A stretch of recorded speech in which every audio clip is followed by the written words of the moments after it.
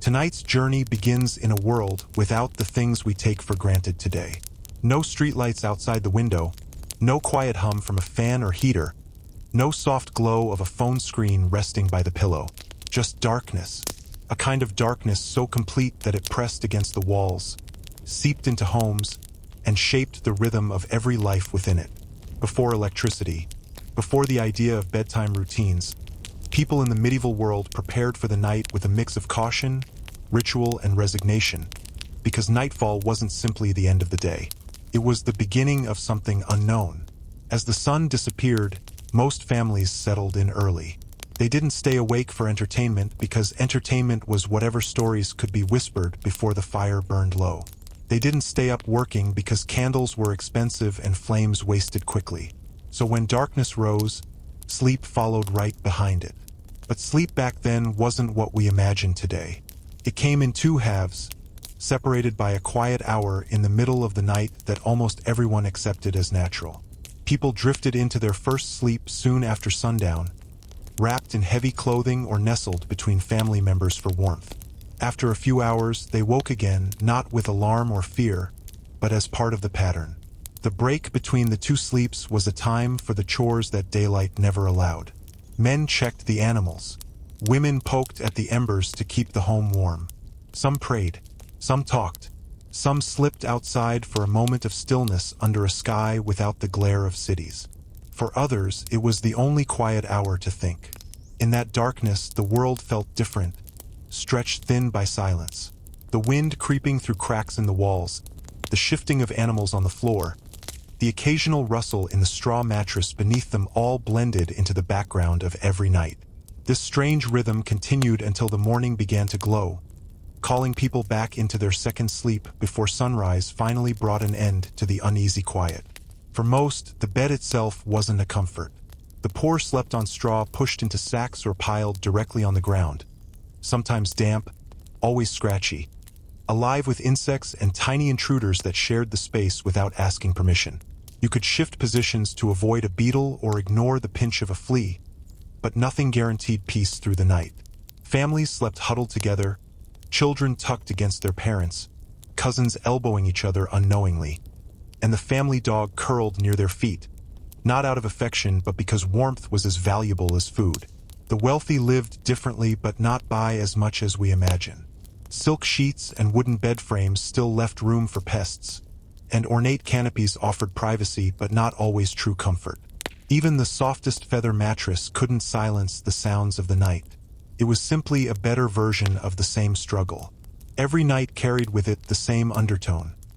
Sleep was necessary, but it wasn't guaranteed to be restful. It was a pause between two halves of a day, a vulnerable moment that people guarded with rituals and prayers because the world was unpredictable and life was fragile. The night belonged to things invisible and misunderstood. Rest came only when exhaustion demanded it. In this world, drifting into darkness wasn't just closing your eyes. It was surrendering to something larger than yourself. As the medieval night deepens around us and the fire sinks into embers, we begin this long documentary not with the comfort of modern life, but with the ancient quiet that shaped generations before us. A quiet that holds the echoes of fear, faith, sleep, and survival. And as we step deeper into this journey, we'll discover how the night changed people, how their beliefs shaped their sleep, and how this same human search for safety in the dark will echo later in the witch-haunted streets of Salem, and even in the political storm surrounding a Roman woman named Fulvia, whose ambitions burned bright in a world built by men. Let the darkness settle for now. The story is just beginning. As the medieval night settled over towns and villages, sleep wasn't the only thing shaping people's lives. The darkness itself had a personality, and for many, it carried a weight that felt almost alive. The world after sunset belonged to things that couldn't be explained, couldn't be named, and couldn't always be seen. People feared what moved in the shadows not because they were superstitious by nature, but because danger often came silently and without warning. Wolves roamed the edges of farmland, slipping between trees like ghosts. Stray dogs scavenged in the alleys. Thieves preferred the late hours when lanterns sputtered out and guards dozed in their stations. A sudden knock at the door after dark could freeze a family in place.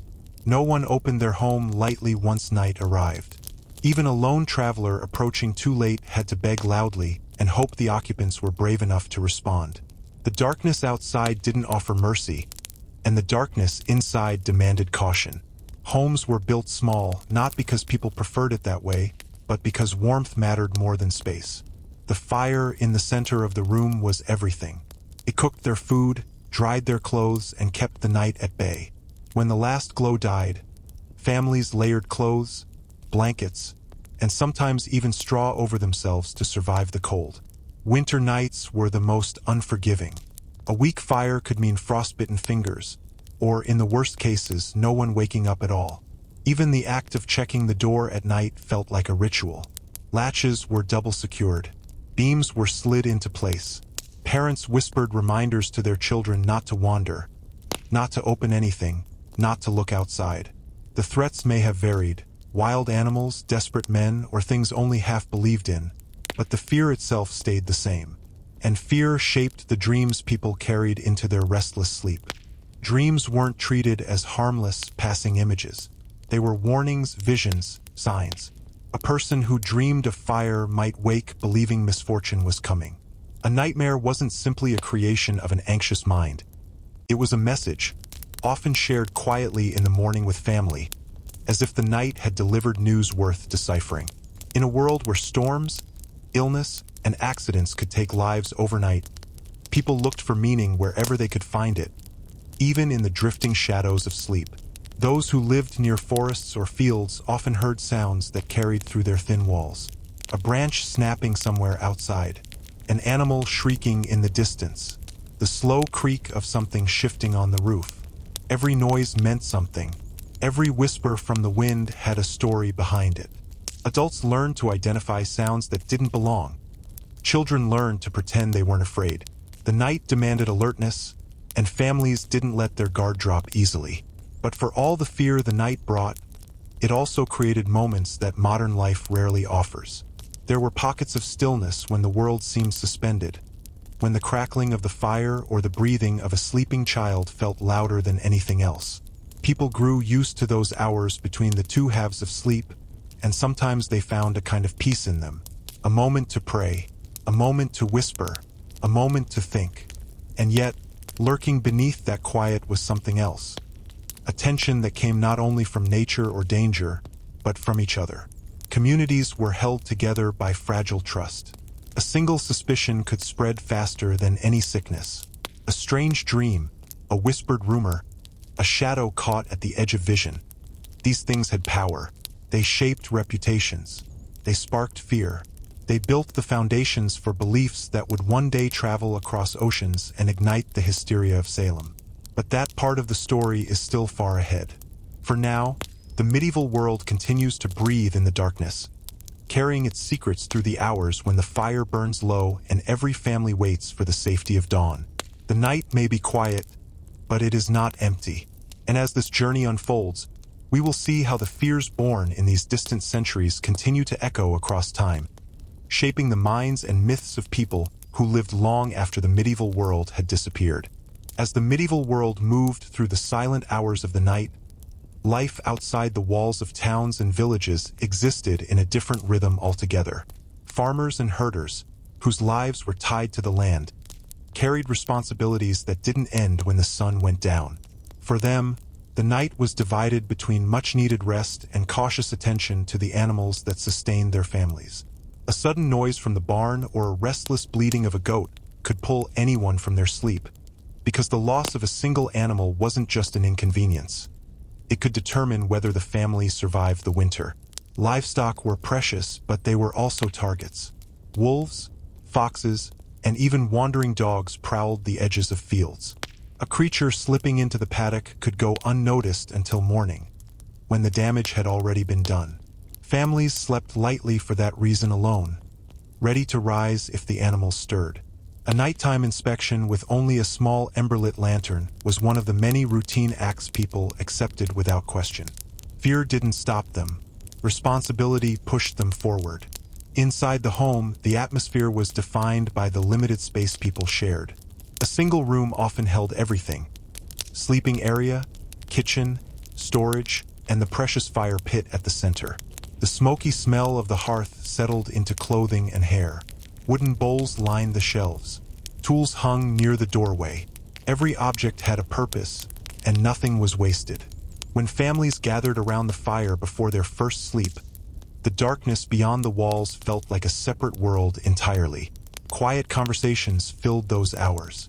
Parents told stories meant to calm their children or teach them how to navigate the dangers of life. Some tales warned of spirits that slipped through cracks in the walls, urging children not to wander into the night. Others recounted moments of luck or protection, reinforcing the idea that unseen forces could be both kind and cruel. These stories weren't just entertainment, they were survival guides, giving shape to the beliefs people relied on to make sense of the world. Religion played an even larger role in the night. Many families believed the hours after midnight, between their first and second sleep, were moments when the boundary between the living and the supernatural grew thin. Prayers whispered in the darkness carried a different weight. People asked for protection from illness, storms, or misfortune. They asked for strong harvests, safe travels, and peace within their homes. Even those who doubted the power of rituals repeated them anyway, because doubt was a luxury few could afford. It wasn't only the supernatural that worried them. Illness was always close. A child with a sudden fever or an elder whose breathing turned shallow could turn the entire night into a quiet vigil.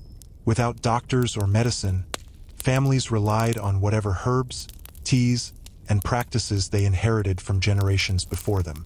Prayer, a warm cloth, a whispered hope. Every small act felt like a battle against forces they could not see. And yet, even in these struggles, people learned how to live in harmony with the night. They knew which birds signaled danger, which winds carried storms, which patterns in the fire meant they needed to add more wood. They could navigate their homes with their eyes closed, knowing each creak in the floorboards and each shift in the wind. For all its fear, the night also carried familiarity. The same silence, the same shadows, the same threats and comforts. People built their lives around predictability because the world outside changed too quickly to fully understand. Little did they know that, generations later, these habits, beliefs, and fears would travel with them across oceans. When settlers carried their traditions to new lands, they also carried their mistrust of the dark, their suspicion of the unfamiliar, and their tendency to interpret the unexplained as something dangerous. In the colonies, those old fears would combine with new tensions and transform into something far more destructive.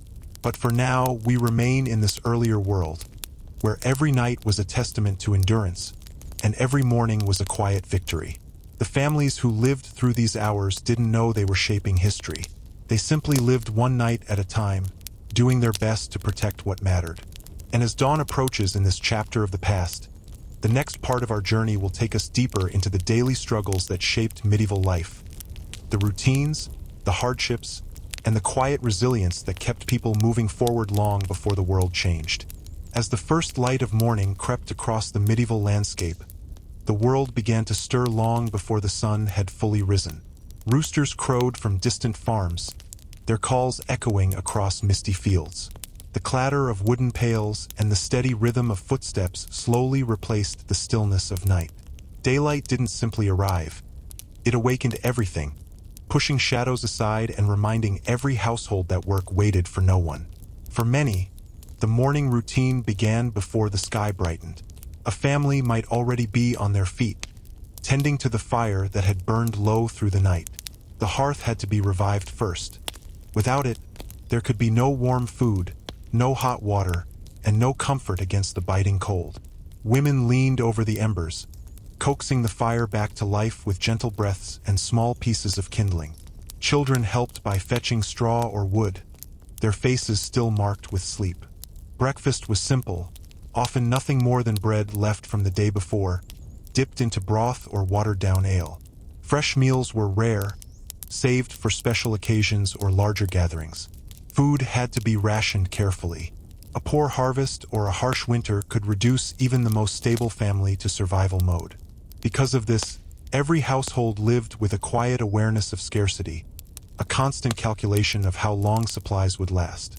Once the fire was alive and the home warmed, the real work began. Men walked toward the fields carrying tools sharpened the night before. They inspected fences, checked traps, and measured the sky for signs of incoming weather. Farm work wasn't just labor, it was a daily gamble against nature. Too much rain could drown crops. Too little could leave them brittle and useless. The earth dictated everything. Women carried an equally heavy workload. Laundry, cooking, mending clothes, preparing herbs, grinding grains, and tending to younger children filled the hours of their day. Tasks weren't optional. They were essential threads holding the household together. Even the smallest duties demanded strength and endurance. Carrying water from a distant well, scrubbing garments against cold stone, stirring thick pots over heat. It was physical, unrelenting work, done with the understanding that no one else would step in to help. Children didn't live carefree lives either. Even the youngest had chores, feeding chickens, sweeping the floor, watching siblings, gathering berries or herbs. Their learning happened in real life, shaped by tasks, observation, and necessity. Only a small portion of children received formal education, and those who did came from families able to spare their labor. And yet, despite the relentless routine, there were small moments that colored the day. The laughter of children chasing each other between homes, the quiet pride in a well-worked field, the relief when rain nourished crops instead of washing them away, the conversations shared while kneading dough or repairing tools. These moments didn't erase the hardships, but they offered brief pockets of warmth in lives that rarely paused. Behind all of this lay an unspoken truth. A single misstep, an injury, a bad storm, a failed crop, could push a family to the edge. Survival was a fragile balance. People walked through each day with a sense that everything they had could be lost without warning. That vulnerability shaped their values, strengthened their faith, and fed their fears. Beliefs weren't abstract ideas. They were woven into daily life. A charm tied around a child's neck, a whispered prayer before stepping outside, a blessing placed on the livestock. The line between the practical and the supernatural was thin. If a child fell ill, it might be blamed on spoiled food or a cold wind, but it might also be attributed to unseen forces. The medieval world didn't separate the physical from the spiritual. Everything existed together, intertwined. And as the daylight strengthened and the villagers spread out to begin their tasks, the world continued its slow and familiar rhythm. It was a rhythm shaped by land, weather, survival, and belief. A rhythm carried forward through generations and eventually transported across continents. What people didn't realize was that these age-old habits, fears, and interpretations of the unknown would not stay confined to their villages or their era. They would travel, inside stories, inside traditions, and inside the hearts of those who clung to the old ways even as new worlds opened before them. These beliefs, so ordinary in their time, would one day help fuel the fears that erupted in Salem. But before we reach that chapter, there is still much more to understand about the medieval mindset and the forces that shaped it. As the medieval days stretched forward, the rhythm of work and survival continued without pause. Midday didn't bring rest for most people. It simply marked a shift in the type of labor required. The sun stood higher, warming the fields and clearing the morning mist. But even the bright light couldn't soften the reality that every moment carried purpose. Time was precious because daylight itself was limited. The world depended on sunlight for nearly everything: work, safety, and even the small pleasures families allowed themselves. In fields and farms, men moved steadily, their tools striking the earth with practiced force. Plows cut through soil hardened by seasons of wind and rain. Sickle blades sliced wheat stalks in careful arcs. Sweat soaked into wool shirts, and hands cracked under the strain. Injuries were common. A twisted ankle, a deep cut, or a simple infection could spiral quickly into disaster. With no hospitals and few remedies, even minor wounds demanded caution. People knew that their bodies were their wealth, and losing the ability to work meant losing their future. Women's tasks shifted indoors and outdoors throughout the afternoon. They churned butter using wooden barrels, pounded herbs with stone mortars, washed heavy pots, and tended small gardens where vegetables fought for life in shallow soil. They spun wool, wove cloth, and repaired torn garments using needles that dulled quickly and thread that had to be made by hand. Every stitch carried the weight of necessity. If clothing frayed too quickly, there was no convenience store to replace it. Everything had to be created, maintained, and preserved. In the marketplace, life took on a different rhythm. Merchants called out their prices, displaying baskets of grain, bundles of herbs, earthenware pots, and simple tools shaped by blacksmiths. People bargained quietly, counting coins with careful fingers. Every purchase required thought. Every coin spent meant fewer resources to fall back on. Families lived with the awareness that any miscalculation could weaken them during winter or leave them vulnerable after a poor harvest. The social structure of medieval life was clear and rarely questioned. Nobles held land, dictated rules, and offered protection in exchange for loyalty. Peasants worked the land, paid taxes, and hoped their efforts would be enough to sustain their families. Priests guided communities spiritually, interpreting signs and scriptures, often becoming the most educated voices in the region. Their words held weight, their judgments shaped opinions, and their influence became especially strong during moments of crisis or unexplained misfortune. Religion wasn't simply a belief system. It was the foundation upon which daily life was built. People looked to the church for answers to everything, from why storms destroyed crops, to why illness struck certain homes, to why a neighbor's cow suddenly fell ill. When you lived in a world with more questions than explanations, it was natural to accept whatever guidance offered hope or clarity. Still, beneath that faith, a subtle tension lived in the interactions between neighbors.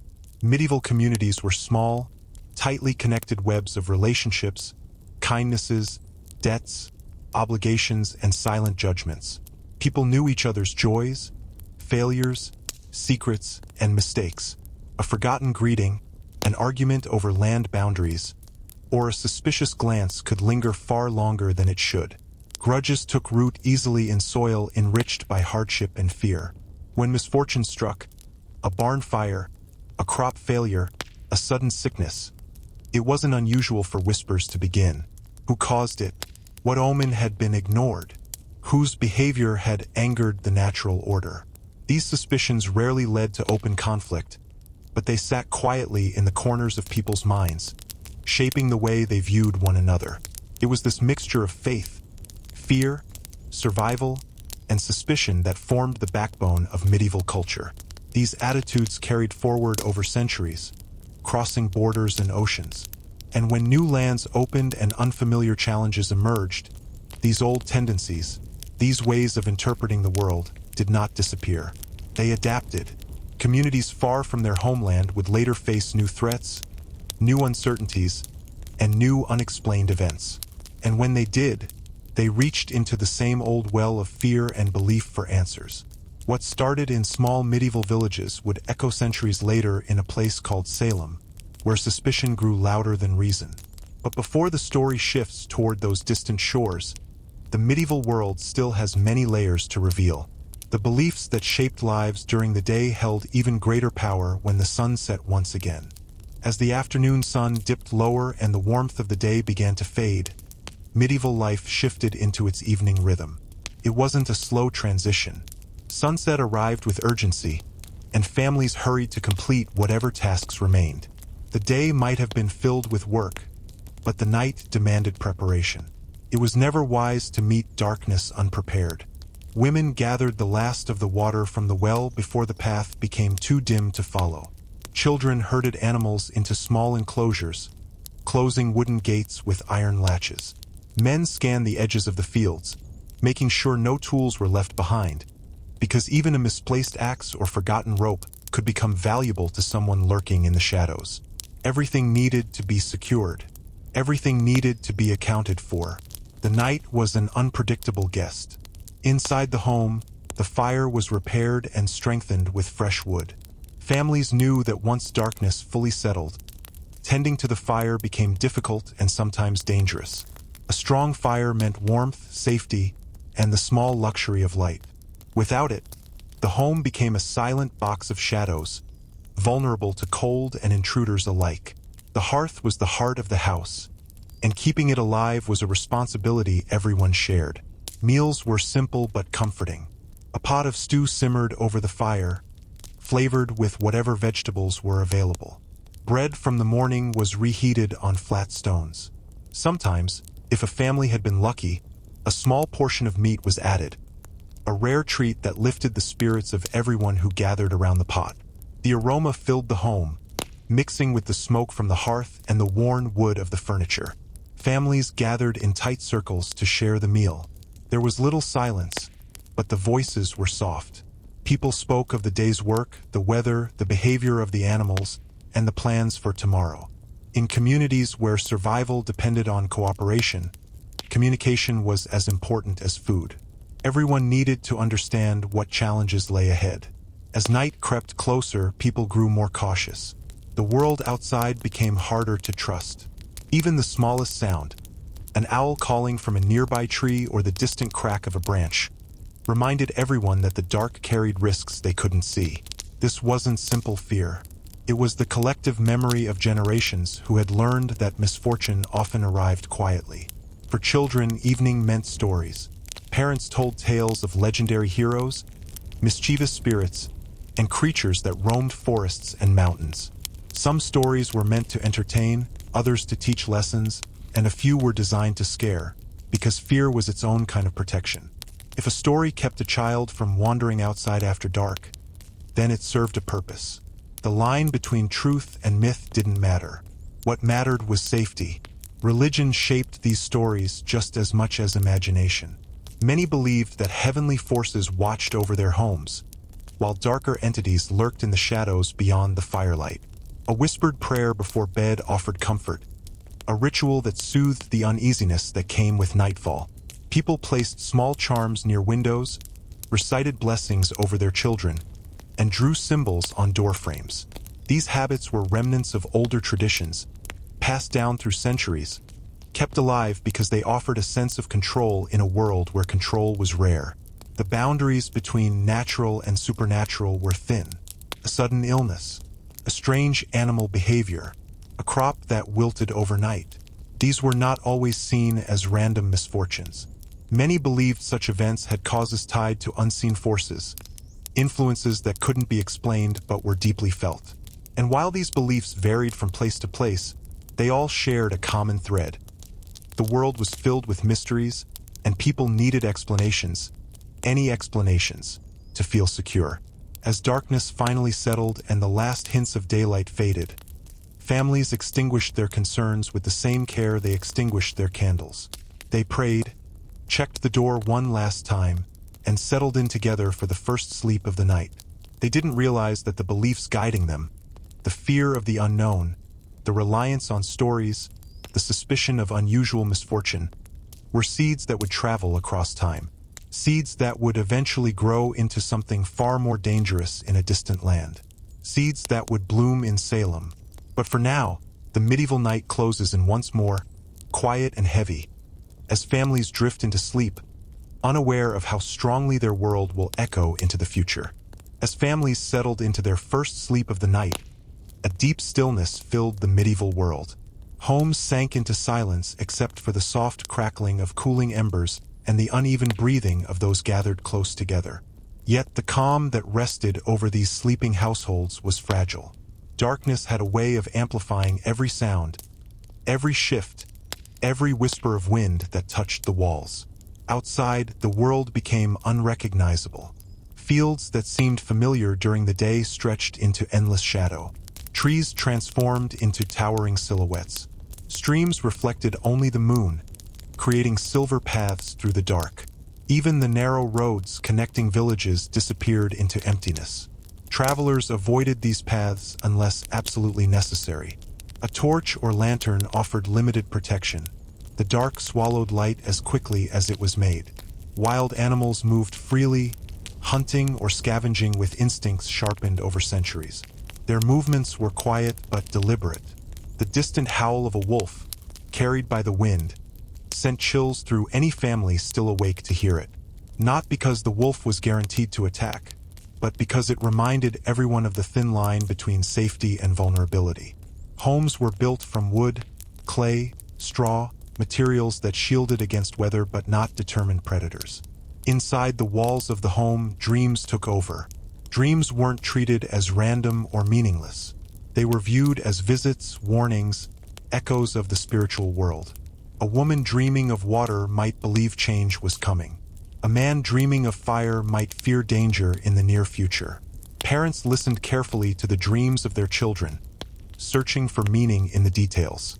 Dream interpretation wasn't a superstition for most people. It was a way of navigating uncertainty. But as quiet as the night appeared, this was also the time when tensions within communities quietly fermented. People lived closely, shared resources, and depended on one another. Yet those same tight bonds allowed suspicion to brew with remarkable ease. A child who woke crying in the night might later be described as troubled by spirits. A cow that stopped producing milk might spark speculation about whose envy caused it. A crop that failed unexpectedly could lead to whispered questions about who might have spoken ill of the farmer. These suspicions usually faded as daylight returned, softened by reason and routine. But some lingered, some grew, and some created fractures in relationships that seemed unbreakable. Medieval culture carried a deep belief that misfortune rarely happened without a cause, an attitude born from centuries of hardship, reinforced by limited knowledge of disease, weather, and natural cycles. When no logical explanation could be found, communities looked for human ones. It was not uncommon for neighbors to quietly blame each other for unexplained events. A woman who kept to herself might be judged as strange. A man who recovered too quickly from illness might be seen as protected by something unnatural. Even small differences, unusual habits, mysterious dreams, or odd behavior, could be enough to plant seeds of unease. Most of the time, these suspicions remained small, buried beneath daily struggles. But they never disappeared entirely. Long before the word witchcraft gained the power it later held in places like Salem, these early patterns of thought were already shaping how people understood the world. Fear mixed with imagination, misfortune mixed with interpretation, and the night, with its quiet mysteries, encouraged the mind to fill in gaps that knowledge could not. Yet despite the tension the darkness created, people found ways to anchor themselves. Mothers hummed lullabies passed through generations. Fathers checked the latch on the door one last time before lying down. Those who found themselves awake during the break between sleeps often used the time to reflect, to plan, or to whisper prayers into the quiet air. The night, for all its fears, also held room for contemplation. And as the first sleep began to loosen its grip, and families drifted into the waking hour between rest cycles, the world continued its silent march toward morning. That brief period, the waking time between the two sleeps, was filled with small moments that tell us more about medieval life than any written record. Moments of quiet conversation, unexpected clarity, and thoughts that rarely found space during daylight. These hours shaped not only individuals but entire communities. They gave birth to ideas, fears, and interpretations that traveled through generations. Ideas that grew stronger with every retelling. Ideas that would one day contribute to a wave of panic powerful enough to change the course of history. But for now, in this stage of the story, the world still rests in the half-darkness between sleeps, waiting for the next moment of light. The quiet hour between the first and second sleep carried an atmosphere unlike any other time of the day. It wasn't quite night and not yet morning. It existed in a strange space between dreams and consciousness, where thoughts felt heavier, emotions felt sharper, and the silence seemed to listen. Medieval families didn't fear this hour, but they did treat it with a certain respect. Most people accepted it as a natural pause in the night, a moment when the mind wandered unguarded and the world seemed more transparent than usual. During this time, some people rose from their beds and moved quietly through their homes. They tended to small tasks that felt easier to complete while the rest of the world slept. Pot might be refilled with water. A sick child might be checked. A prayer might be spoken softly into the dim air. The fire was fed a small piece of wood to keep it alive until morning. Movements were slow and deliberate, as if any sudden gesture might disturb the fragile peace that rested over the home. Others used this hour for deeper reflection. Without the noise and obligations of the day, the mind opened in ways it rarely did. People thought about their worries, poor harvests, uncertain weather, tension with neighbors, or the unpredictable behavior of animals. They thought about dreams they had just left behind, trying to interpret symbols and signs. They thought about loved ones who had passed, believing that night brought them closer to the memory of those no longer alive. This was also the hour when many believed the spiritual world was most active. Not necessarily in the frightening way that later stories would suggest, but in a subtle, mysterious way. The veil between the physical and spiritual seemed thinner. Some people prayed during this time because they believed their words traveled farther. Others avoided speaking at all, afraid that drawing attention in such a quiet moment might invite what they could not see. Outside, the world remained still. The wind moved through the grass in slow waves. The occasional call of a night bird punctured the silence. A dog barked in the distance, barking at something or nothing. It was always hard to tell. Barn animals shifted in their sleep, hooves thudding softly against wooden floors. Every sound carried meaning, even if it wasn't truly understood. Inside the home, families often spoke in hushed tones. Conversations carried more weight during this hour. Parents discussed plans for the next harvest or worries about the coming winter. Couples confided in each other, sharing fears they kept hidden during the busy daylight. Teenagers whispered about their hopes or frustrations. Children who happened to wake listened to the soft murmurs of adults, feeling the strange intimacy of those moments even if they didn't fully grasp it. For some, this hour provided rare time for reading scripture or repeating memorized prayers. Religious devotion filled the quiet space, with a belief that such moments strengthened faith and protected the household from misfortune. People didn't just fear illness, storms, or predators. They feared misalignment with the divine order they believed governed everything. Beliefs varied from region to region, but the underlying mindset was the same.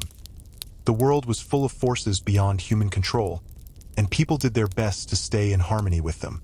When something went wrong, when a child fell sick without warning, when a cow died unexpectedly, when crops failed for reasons no one could explain, these beliefs shaped the way communities searched for answers.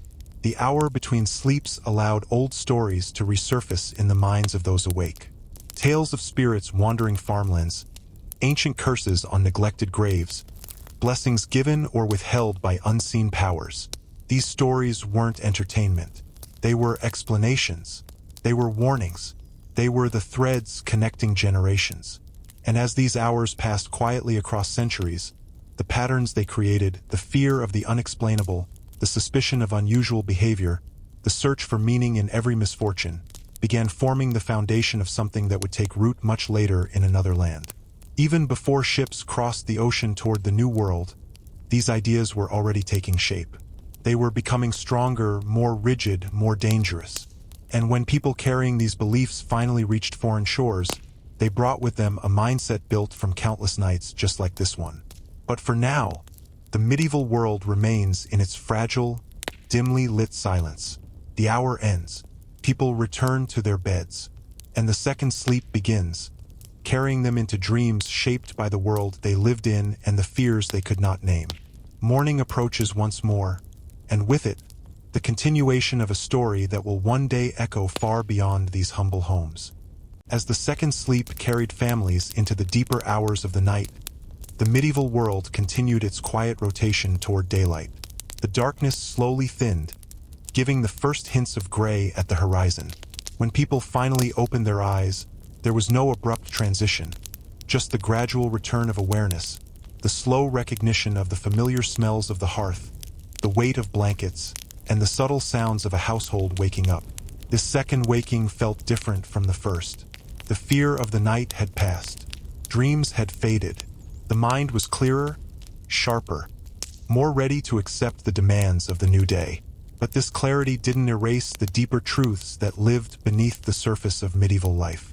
The beliefs, fears, and assumptions that shaped the night continued shaping every daylight hour as well. At first light, roosters crowed again, this time joining the growing chorus of human movement. Doors opened, smoke rose from chimneys, fields were inspected, tools were carried outside. Life resumed as if the night had never existed. But even as the physical world demanded attention, the spiritual world remained close. People still tried to understand the meaning of their dreams, wondering whether the images were warnings or blessings. They repeated stories told across generations, stories explaining what it meant when a child dreamed of running water, or when an elder dreamed of fire, or when someone dreamed of shadows moving through forests. Dreams weren't the only things interpreted with caution. Strange behavior, unexpected illness, sudden accidents, everything carried significance. A cow that refused to eat, a chicken that wandered away, a child who spoke in their sleep. These details didn't pass unnoticed. People observed the world carefully because they believed the world was constantly speaking to them. They just needed to listen. And in this constant search for meaning, the seeds of suspicion quietly took root. No one intended to accuse their neighbor of wrongdoing. No one wanted to believe harm came from within the community. But when explanations were scarce, people began to ask questions. They began to wonder who might have caused misfortune, intentionally or unintentionally. They began to give weight to rumors whispered in the dark. These tendencies didn't create chaos overnight. They grew slowly, shifting from small comments to cautious glances, from glances to unease, from unease to quiet judgment. A woman who lived on the edge of the village and preferred solitude might become the center of gossip. A man whose crops always seemed to thrive might draw envy or suspicion. A child who spoke strangely after a fever might be considered touched by forces beyond understanding. Most of these moments remained harmless, buried by the weight of daily life. People still shared bread, worked together in the fields, and supported each other when tragedy struck. Communities survived because they had to, but beneath the surface, the old instincts, passed down from centuries of fear and uncertainty, lingered like embers waiting for the right wind to spark a larger fire. And that wind would come, not in this land, not yet, but in the future, across an ocean, in a place where unfamiliar landscapes and new struggles created the perfect conditions for old fears to grow stronger than ever. Still, the present story remains here, in the medieval world where people woke at dawn with the same combination of hope and unease that had guided generations. They stepped outside their homes, greeted the day, and prepared for whatever challenges it brought. Life was difficult, but it was familiar. People trusted the rhythms of the seasons, the teachings of the church, and the slowly evolving wisdom passed from parent to child. They had no idea that their beliefs would outlive them, traveling inside the minds of those who would eventually settle far from this land. They had no idea their stories would one day become the foundation for fear-driven chaos in a distant colony. They had no idea that centuries later, in a town called Salem, these old patterns of suspicion and interpretation would explode into tragedy. But history moves quietly at first. It grows through small moments, like these early mornings in the medieval world, where ordinary people lived ordinary lives, unaware that their worldview was slowly shaping something far larger than themselves. The day begins again. The fields call, the fire rises, and life resumes, carrying with it the invisible threads that will soon connect this world to the next chapter of our story. As another medieval day unfolded, people moved through their routines with a mix of urgency and resignation.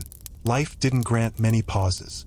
Work flowed from sunrise to sunset, and the moments between were rarely spent in idleness.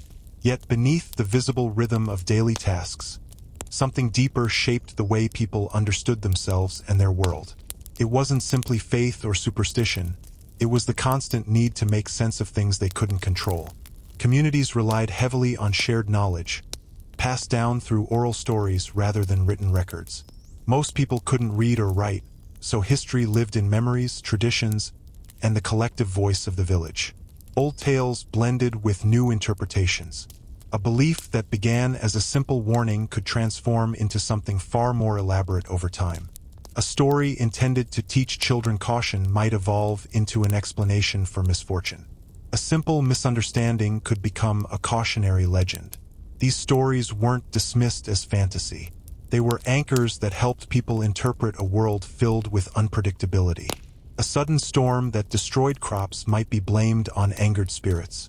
A bountiful harvest might be attributed to a blessing earned by good behavior. Fortune and misfortune were rarely seen as random. They were understood as part of a moral and spiritual order that demanded attention, obedience, and humility. This mindset made communities both strong and fragile. Strong because shared beliefs created unity. Fragile because shared beliefs also created expectations that everyone should behave in ways that aligned with the community's sense of right and wrong. Anyone who failed to fit the mold risked becoming an outsider, and outsiders were always viewed with suspicion. A woman who preferred solitude, a man who avoided gatherings, a child who behaved strangely after illness. Any deviation from the norm invited whispers. Most of the time, these whispers faded. Life was too demanding for people to focus on every oddity.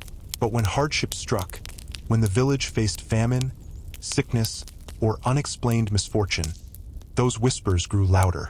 People turned inward, searching for causes among themselves, believing that a single person's actions or perceived wrongdoing could disturb the balance of the entire community. These patterns didn't appear suddenly.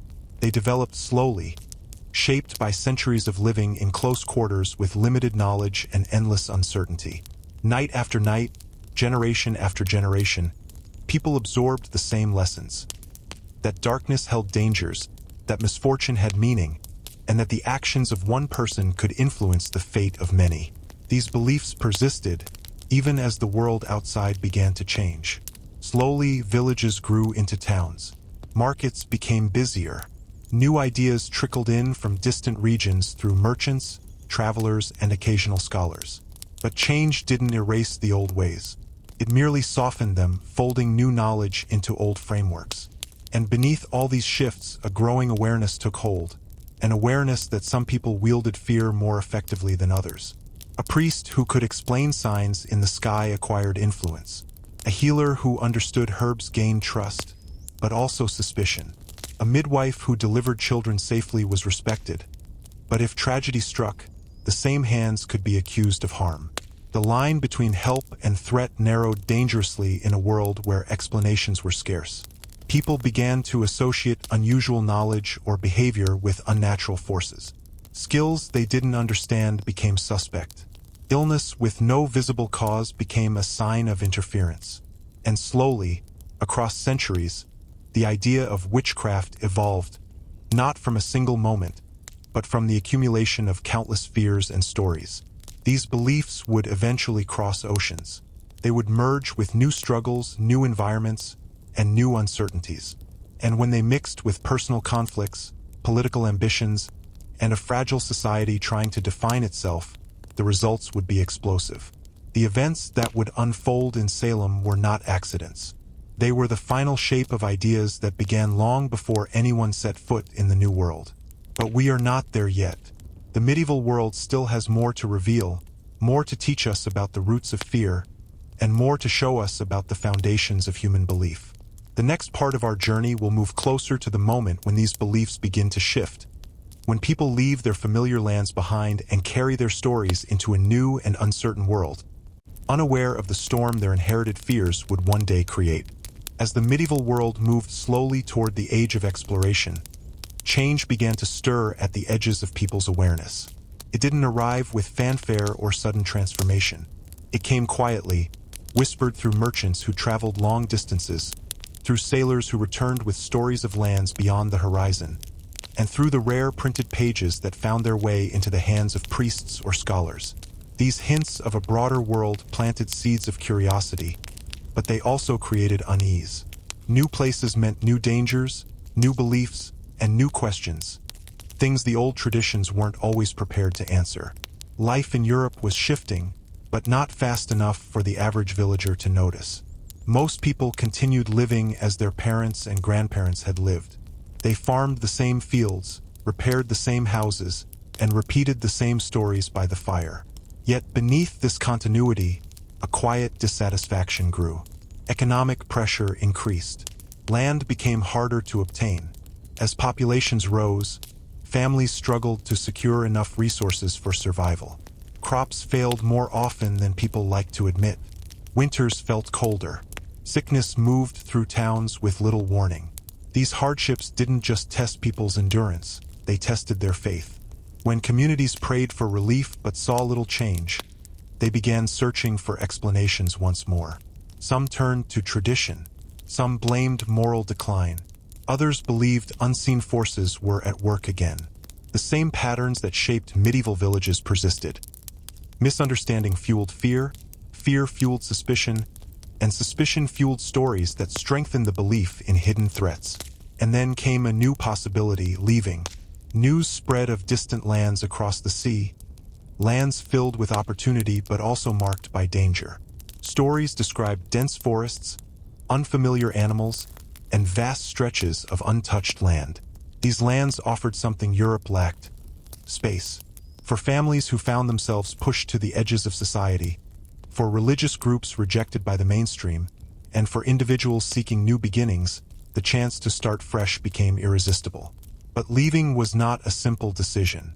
It meant abandoning everything familiar: graveyards where ancestors rested, churches that anchored communities, homes built by generations, and the network of support that held villages together. The journey was long and perilous. Ships could be lost at sea. Storms could tear sails apart. Illness could spread rapidly in the cramped spaces of the voyage. Yet still, people went. They boarded ships with fear in their hearts, hope in their minds, and the stories of their ancestors echoing in their memories. They carried with them the beliefs shaped by medieval life. The idea that misfortune had meaning, that illness had causes beyond the physical, that individuals could disrupt the harmony of a community, and that invisible forces, good or evil, moved through the world with intent. The crossing was brutal for many. Supplies ran low and fresh water spoiled. Rats infested the decks. Children fell ill. Adults weakened from the constant motion of the ship. The ocean was vast, unpredictable, uncaring. Every wave that crashed against the hull reminded passengers of how far they were from home and how uncertain their future had become. But eventually, the sight of land appeared on the horizon. A coastline stretching endlessly, covered in forests thicker and darker than anything they had known. To some, the land felt like a promise. To others, it felt like an unknown giant watching them approach. The settlers stepped onto the new soil with a mix of awe and trepidation. This was the beginning of a new world, but it was not a clean slate. The people who arrived carried the medieval mindset with them, tucked carefully inside their traditions, their fears, and their community values. They built new villages, but the old stories followed. They planted new crops, but old interpretations remained. They met new challenges: harsh winters, unfamiliar diseases, isolation, conflict, and looked for answers using the same beliefs that had guided their ancestors. Only now, those beliefs existed in a place far more isolated, far more unpredictable, and far more vulnerable than the villages they had left behind. The conditions were perfect for old fears to grow into something larger. The land was unfamiliar. The nights were darker. The forests seemed endless. And the people who settled here were already carrying the weight of centuries of fear, suspicion, and spiritual interpretation. This was the world that would eventually give rise to Salem. But before we reach that moment of hysteria, the story must first settle into this new land, into the communities learning to survive, into the fragile hope that held them together, and the silent fears that would one day tear them apart. When the settlers stepped onto the soil of the new world, the air felt different, thicker, colder, and strangely quiet.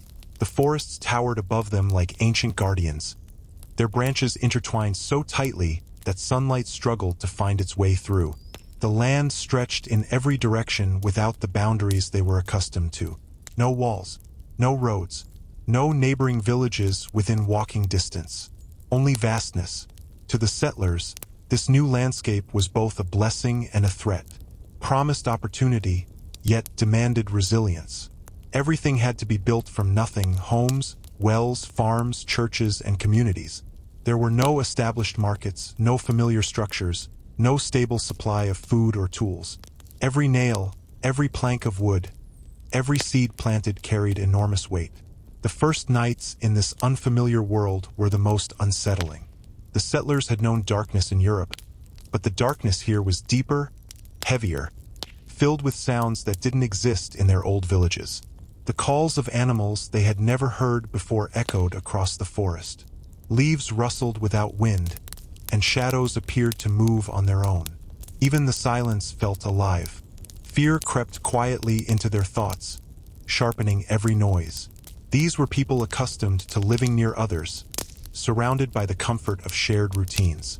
Now, isolation magnified their worries. The medieval mindset they carried, one shaped by fear of the unknown and suspicion of the unusual, began adapting to this new environment. It settled into their bones, strengthened by the uncertainty that surrounded them. Survival required organization. Families worked together to build temporary shelters. They cut trees with crude tools, shaped logs into rough cabins, and lit fires to keep the cold at bay. Men hunted cautiously, unsure which animals were safe to eat. Women preserved what food they could, stretching every scrap to ensure no one starved. Children gathered berries and small branches for kindling. Illness struck quickly. The climate was harsher than many expected. Winters were brutal, far colder than the coldest nights in Europe. Food spoiled easily. Water sources froze. Homes lacked insulation. And when people fell sick, they relied on the same remedies they had used for generations: herbs, prayers, and hope. Without knowledge of the diseases native to this land, they were vulnerable. Entire families grew weak. Some didn't survive the first winter. These hardships didn't just test their endurance, they tested their unity. The fear of losing loved ones created tension. People began looking for explanations again. Why had illness struck one home but not another? Why did certain crops fail while others flourished? Why did some families seem lucky while others faced endless misfortune? Old suspicions resurfaced, shaped by the harsh conditions of the New World. People whispered quietly about strange behavior. They wondered about unsettling dreams. They noticed when someone recovered from illness too quickly, and when someone became sick after a heated argument with a neighbor. The fear of unseen forces, inherited from centuries of medieval belief, found fertile ground in this uncertain place. Religion became the center of life more than ever. Settlers leaned heavily on faith, believing that only strict devotion could protect them. Churches were built even before some families completed their homes. Ministers became leaders, guiding not only spiritual matters but also decisions about survival and justice. Their interpretations of Scripture shaped how the community understood everything, from natural disasters to personal misfortune. As seasons passed, villages slowly took form. Paths emerged between homes. Fields expanded. Meeting houses hosted gatherings where people discussed both practical needs and moral concerns.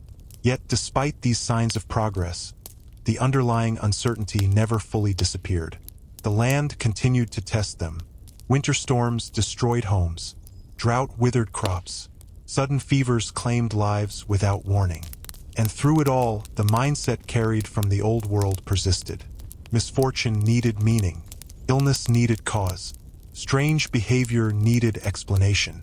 The idea that invisible forces might influence daily life didn't vanish. It strengthened. All it needed was the right moment, the right spark, the right set of circumstances to erupt into something far larger. That moment was drawing closer. The world around the settlers remained vast and mysterious. Their communities were fragile, connected by shared fear as much as by shared purpose. And as the years passed, the pressure of survival, isolation, and belief created a powder keg waiting for a single flame. Soon, new misunderstandings and new fears would push this society to its breaking point. And the old suspicions brought from medieval Europe would be reborn, sharper, louder, and far more dangerous, in a place that would come to be known around the world: Salem. As the small settlements in the New World grew, they carried with them a fragile mix of hope and fear. The land was rich, full of opportunity, but it was also unforgiving. Every success demanded hard work, and every failure carried consequences the settlers could feel in their bones. Seasons determined their fate, and each year reminded them that survival depended on their unity and on their beliefs.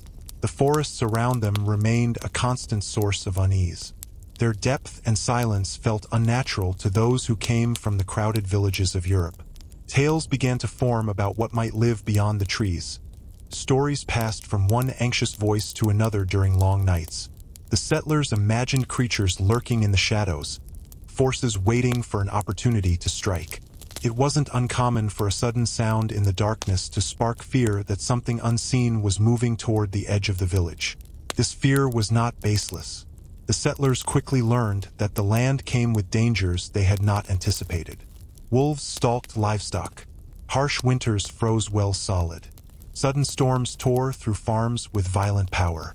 New diseases spread rapidly, claiming lives without warning. In this harsh environment, people looked for explanations the same way their ancestors had, through a mixture of faith, superstition, and community whispers.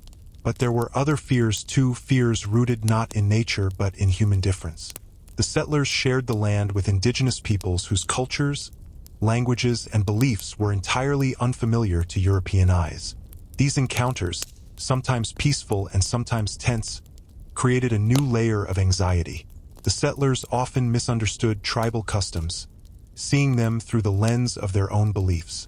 Rituals they didn't recognize were interpreted as threats. Spiritual practices they had never seen before were labeled with suspicion. The medieval mindset that had shaped European villages for centuries now encountered a world it couldn't easily explain. And instead of adapting with curiosity, many settlers responded with fear. They relied on old stories, old interpretations, and old ways of assigning meaning to the unknown. The more unfamiliar the land became, the more tightly people clung to their beliefs. They prayed harder, watched their neighbors more closely, and repeated the same warnings that had once filled the nights of medieval Europe. As the settlements expanded, communities formed strong bonds forged by shared suffering. Families depended on one another for survival. They traded goods, offered help during illness, and supported each other during harsh seasons. Yet these close-knit relationships also meant that secrets were hard to keep. Arguments spread quickly. Personal disputes turned into community concerns. When someone acted strangely or stepped outside accepted norms, people noticed. Authority figures, ministers, elders, community leaders, held immense influence. Their interpretations of scripture shaped how the settlers understood the events of their lives. If a minister suggested that a misfortune was a sign of moral failure or spiritual imbalance, the community often believed it without question. Faith offered comfort, but it also provided a powerful tool for controlling behavior and assigning blame. The combination of isolation, fear of the land, unfamiliar neighbors, and deeply rooted superstition created an environment where suspicion thrived. Small misunderstandings grew into large concerns. A child's strange dream could stir whispers.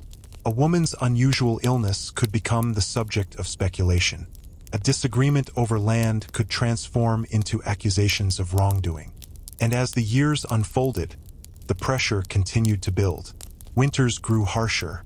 Food shortages struck without warning. Conflicts erupted between families, and tension grew within the church. Every hardship served as another reminder of how fragile life in the New World truly was. The settlers had crossed an ocean seeking freedom and opportunity, but they had arrived carrying the same fears that haunted their ancestors. These fears had not disappeared. They had simply adapted, taking new shapes in a new land. And soon, those fears would ignite into something the world had never seen before. A storm fueled by belief, desperation, and suspicion. A storm that would begin with small, innocent moments and grow into one of the most infamous tragedies in early American history. But before the flames of Salem rise, we must move even closer to the tension building beneath the surface, where daily life in the colonies became the foundation for misunderstanding, panic, and accusations that would change countless lives forever. As the settlements in the New World grew deeper roots, daily life began to stabilize, at least on the surface. Families built stronger homes from timber, planted larger fields, and raised animals that multiplied over time. The communities became more organized, forming councils and establishing rules meant to maintain order. Yet no amount of structure could erase the sense of vulnerability that settled into the hearts of the colonists. Life here was still hard. Food remained uncertain. Illness remained unpredictable. Winters remained a constant threat. And the pressures of survival created an emotional landscape that was always pulled tight, like a rope stretched to its limit. People smiled during gatherings, but the tension lay beneath every interaction. Every decision had weight. Every mistake had consequences. In this environment, religion wasn't merely a part of life. It was the guiding force, the structure that gave meaning to every success and every misfortune. The ministers became the heartbeat of the community, their words shaping the settlers' understanding of what happened around them. A poor harvest might be framed as a sign of moral lapse. An unexpected illness might be interpreted as a warning. A streak of good fortune could be described as divine favor. This strict religious worldview was both comforting and dangerous. It united people under shared values, but it also narrowed their perspective. Anything that did not fit within the accepted doctrine became a threat. Questions were discouraged, unusual behavior was monitored, and deviations from social expectations were quietly judged. Homes were built closely together, and walls did little to keep conversations private. People knew who woke early, who stayed up late, whose marriage was strained, whose child misbehaved, and whose crops looked weaker than they should. In such a tightly knit environment, privacy was a luxury no one truly possessed. And when personal conflicts emerged, and they always did, they rarely remained private for long. A disagreement over a boundary line, a dispute over borrowed tools, a frustration between families or relatives. These small disputes took on lives of their own, spreading through whispered conversations and carefully worded complaints. Grudges lingered, resentments deepened. A community built for survival slowly became a breeding ground for quiet distrust. Children played in the fields, but even they felt the weight of adult tension. They overheard fragments of conversations. They heard the warnings whispered by their elders. They absorbed the fear that shaped the adult world. And in time, they learned to interpret every unusual sound, every illness, and every misfortune the same way their parents did, with suspicion. Meanwhile, the environment itself added to the pressure. The forests, so dense and dark, mirrored the settlers' isolation. The unpredictable weather created frequent setbacks. A sudden frost could destroy crops overnight. An early winter could devastate food stores. A mysterious sickness could sweep through the settlement with no explanation. And as often happened in communities built on survival, people sought answers by looking inward, not outward. They searched for someone to blame. Not a storm, not disease, not chance, someone within the community who had disrupted the balance. This belief didn't start with malice. It started with fear, but fear is a slow-moving fire. It smolders quietly until the right spark finds it. That spark came in the form of two forces: rising anxiety among the settlers and increasing influence from religious leaders who believed the world was filled with invisible threats. Ministers began speaking more about battles between good and evil, suggesting that unseen forces were constantly testing their faith. They encouraged vigilance, urging people to watch for signs of corruption or spiritual danger. People listened. They always listened. It only took a few strange occurrences: a child falling ill without cause, a cow refusing to give milk, a woman having an unexplained fit, for the whispers to return. Old beliefs from the medieval world resurfaced. Misfortune was not random. Illness was not accidental. And sometimes the cause was not natural. These whispers didn't immediately lead to accusations. They drifted quietly, carried from one home to another, subtle at first but sharpening with every retelling.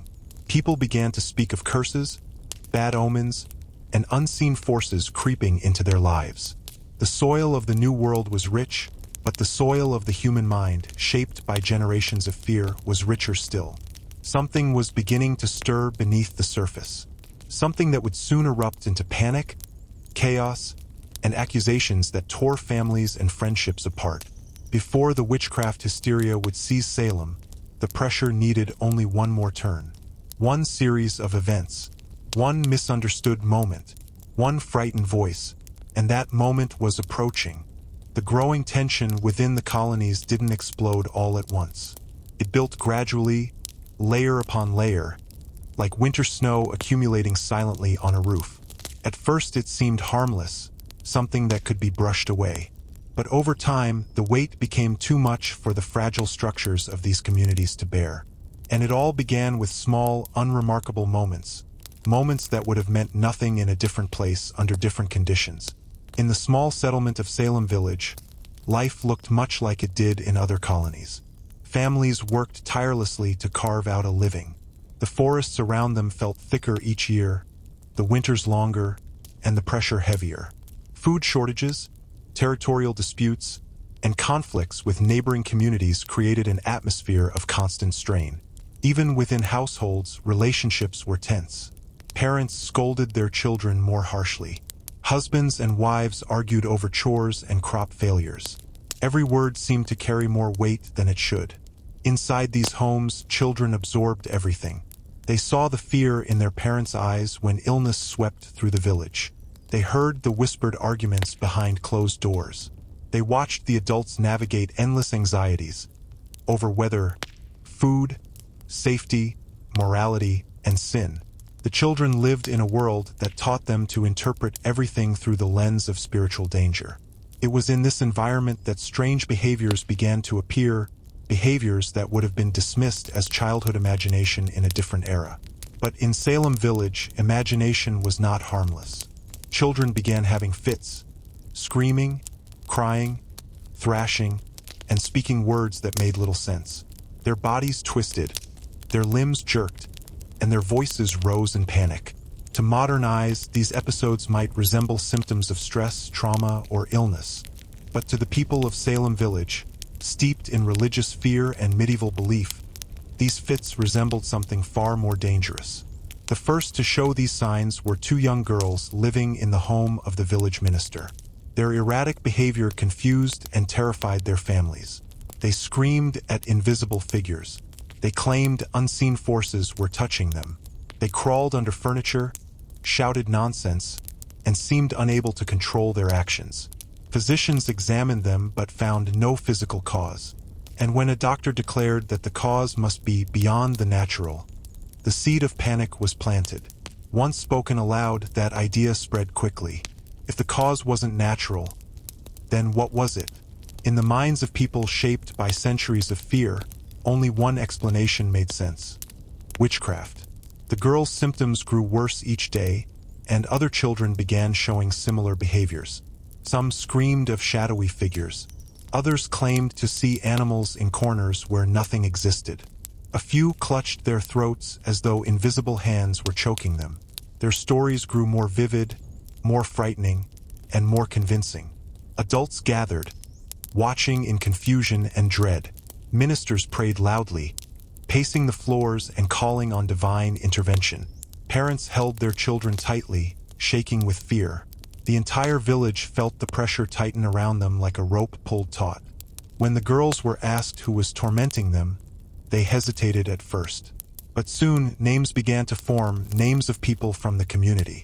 People who lived nearby. People who had reputations that made them easy targets.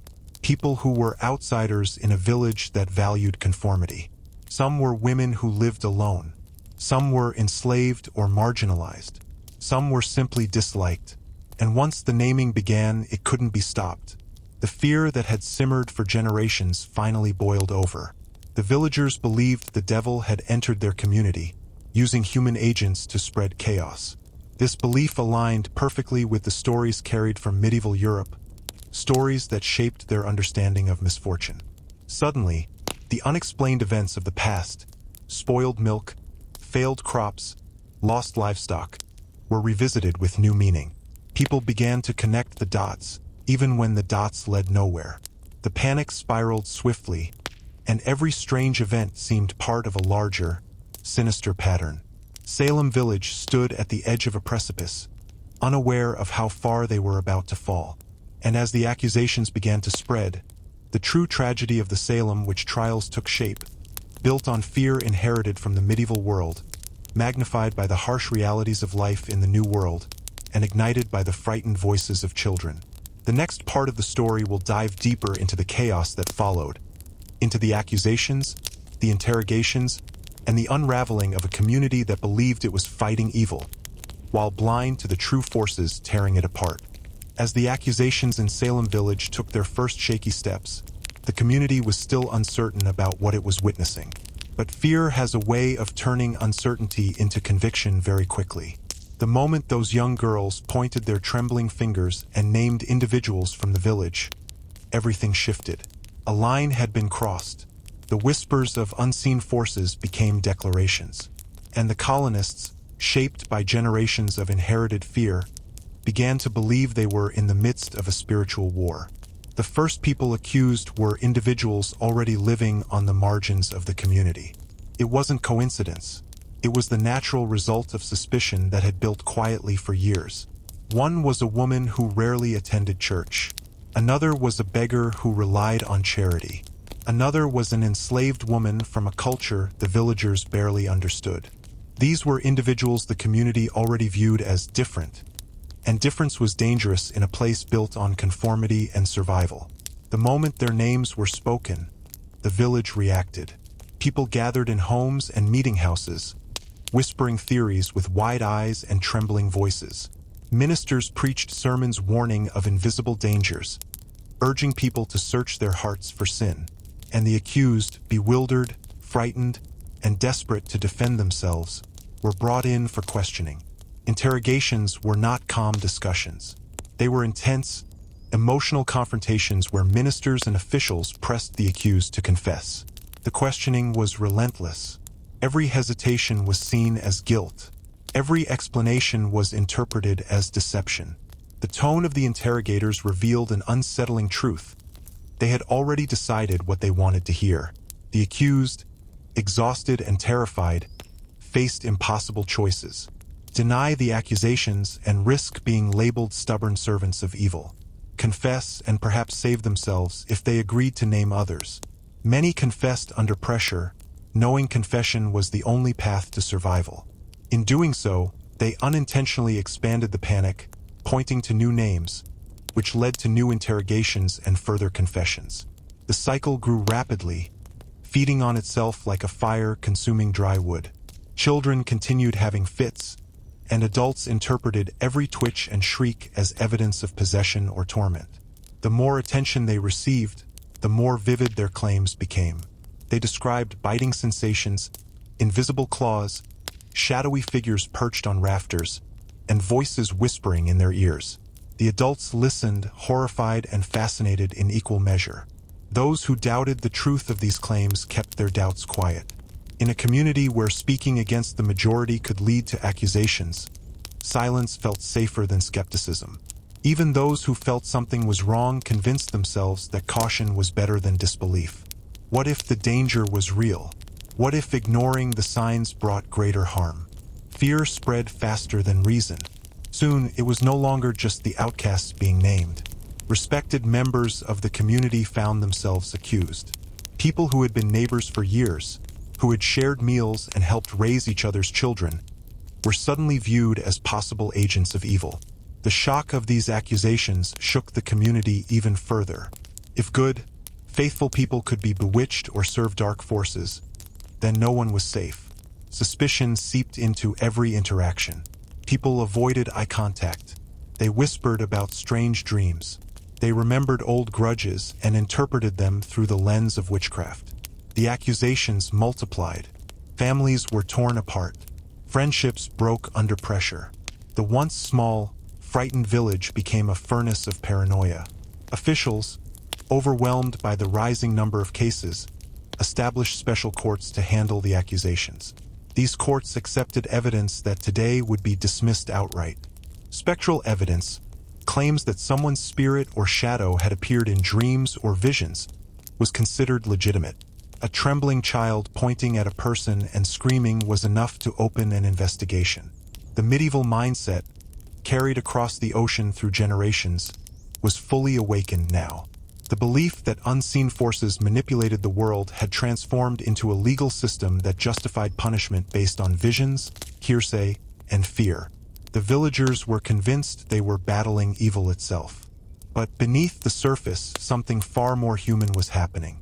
Old rivalries resurfaced, personal grudges disguised themselves as moral righteousness, and the pressure of daily hardship found release in accusations of witchcraft.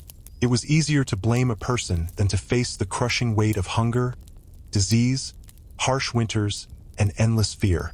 And as the frenzy grew, the village slipped deeper into chaos, blind to the truth that the enemy they feared was not supernatural at all, but rooted in the collective fear and ignorance that had shaped their world for centuries.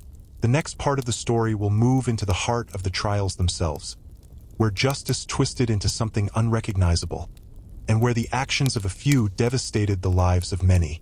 As the accusations swept through Salem village like a storm no one could outrun, the community moved from frightened whispers to full-scale legal action.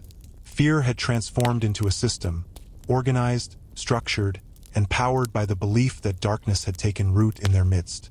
What started with a few trembling children and a handful of names had grown into a crisis that threatened the very fabric of the colony. The special court established to handle the accusations quickly became the center of the village's attention. People crowded into the meeting house where the hearings were held, filling every seat and lining the walls. For many, these trials were the most dramatic events they had ever witnessed. They arrived with a mixture of dread and fascination, watching their neighbors stand before the judges with trembling hands and pale faces. The atmosphere inside the courtroom was heavy with expectation. The judges sat elevated, dressed in dark robes, their expressions grave. Ministers hovered nearby, ready to interpret scripture or offer spiritual guidance. The accused stood alone, surrounded by officials, their every movement scrutinized. Behind them, the crowd murmured, shifting uneasily as they awaited each new revelation. The rules of evidence were unlike anything resembling justice. Instead of physical proof, the court relied heavily on emotion, fear, and the intangible. Children who had accused the adults were brought into the courtroom, their fits returning at dramatic moments. They screamed, pointed, and writhed on the floor. Their voices shook with terror as they claimed to see spirits hovering near the accused, whispering threats, or transforming into animals. To the frightened villagers, these performances, whether genuine or not, were persuasive. Every cry, every gasp, every sudden spasm confirmed their belief that something unholy was unfolding before them. The judges often treated the accused harshly, demanding confessions and pressing them to admit alliances with dark forces. Denials were rarely believed. Those who proclaimed their innocence were scolded for their stubbornness. Those who hesitated were accused of hiding the truth. The pressure was overwhelming. Some cracked under questioning, exhausted, terrified, and hoping to avoid the worst punishment. They confessed. These forced confessions were filled with details the interrogators wanted to hear. Stories of signing dark books, attending secret gatherings, or harming neighbors with invisible attacks. Once a confession was given, the accused were expected to name others, widening the circle of suspicion even further. Each new confession added fuel to the fire. Outside the courtroom, the village was unraveling. Homes were left empty as parents were taken away. Children were left without care, wandering the streets in confusion. Crops failed because farmers were imprisoned. Animals went untended. The everyday tasks that sustained the settlement began to fall apart under the weight of the chaos. And through all of this, people walked with their heads down, careful with every word they spoke. A single argument could lead to suspicion. A past disagreement could return to haunt them. Even a moment of emotional distress could be interpreted as guilt or involvement in dark acts. The fear was no longer just about the supernatural. It became fear of one another. Neighbors avoided each other. Doors remained shut. Families whispered behind closed windows. The sense of community that once bound the settlement together was breaking into fragments. But perhaps the most disturbing part of the trials was the way ordinary people became part of the machinery of accusation. Some genuinely believed they were helping protect their homes. Others used the situation to settle old grudges or seize opportunities. A dispute over property, a long-standing resentment, Even jealousy could be disguised as moral outrage. A single accusation had the power to destroy a person's life, and some used that power willingly. The trials grew larger, spilling from weeks into months. New accusations emerged almost daily.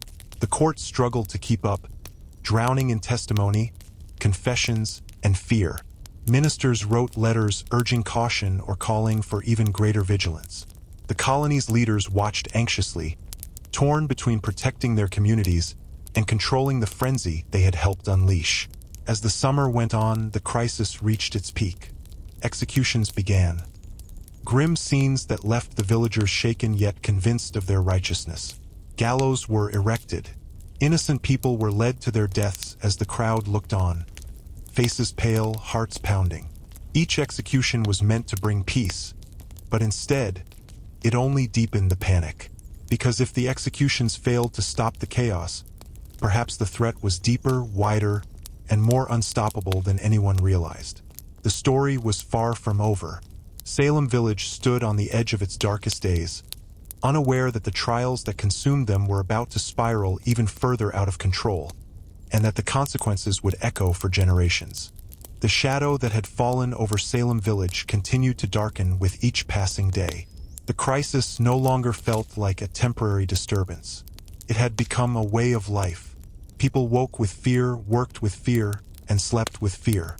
The village that once struggled merely for survival had now become a place where dread lived in every home, in every conversation, and in every glance exchanged between neighbors. The executions, rather than calming the hysteria, had the opposite effect. Each hanging seemed to confirm to the villagers that the threat was far greater than they had imagined. If these people were found guilty of serving dark forces, then how many others were still hiding among them? The crowd watched in horrified silence as innocent men and women were led to the gallows, their final words often prayers or desperate pleas. And even as the rope tightened, the villagers convinced themselves they were witnessing justice, not tragedy.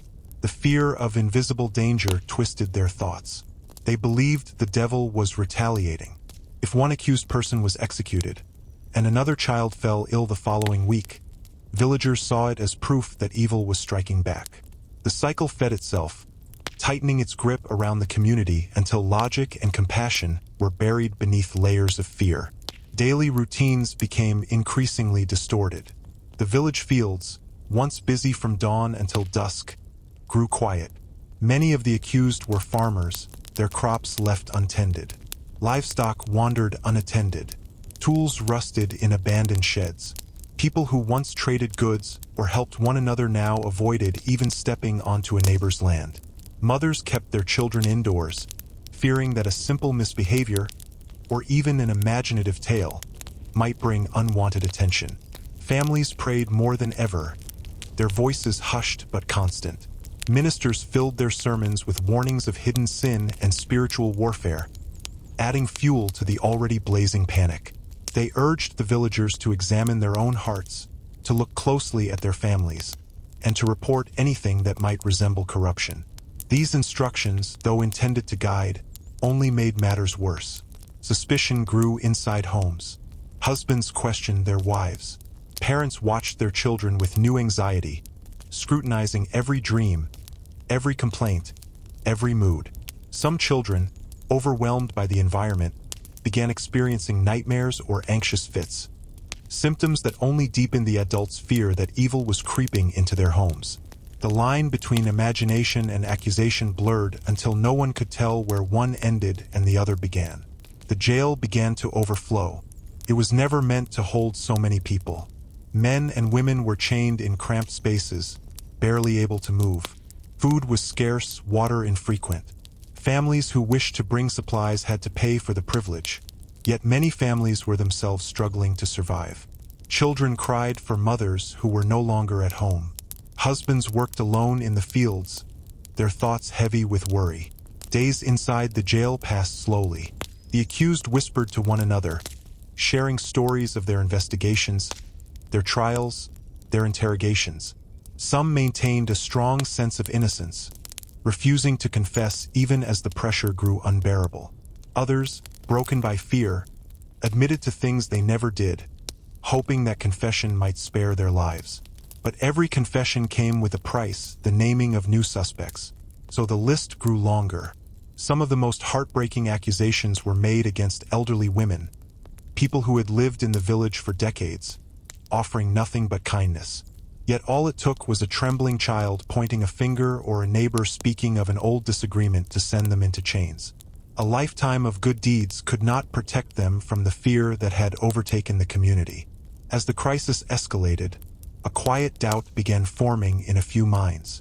Some villagers whispered privately that the trials had gone too far, that too many good people were being taken away. But these doubts were spoken only behind closed doors. To question the trials publicly was to risk accusation.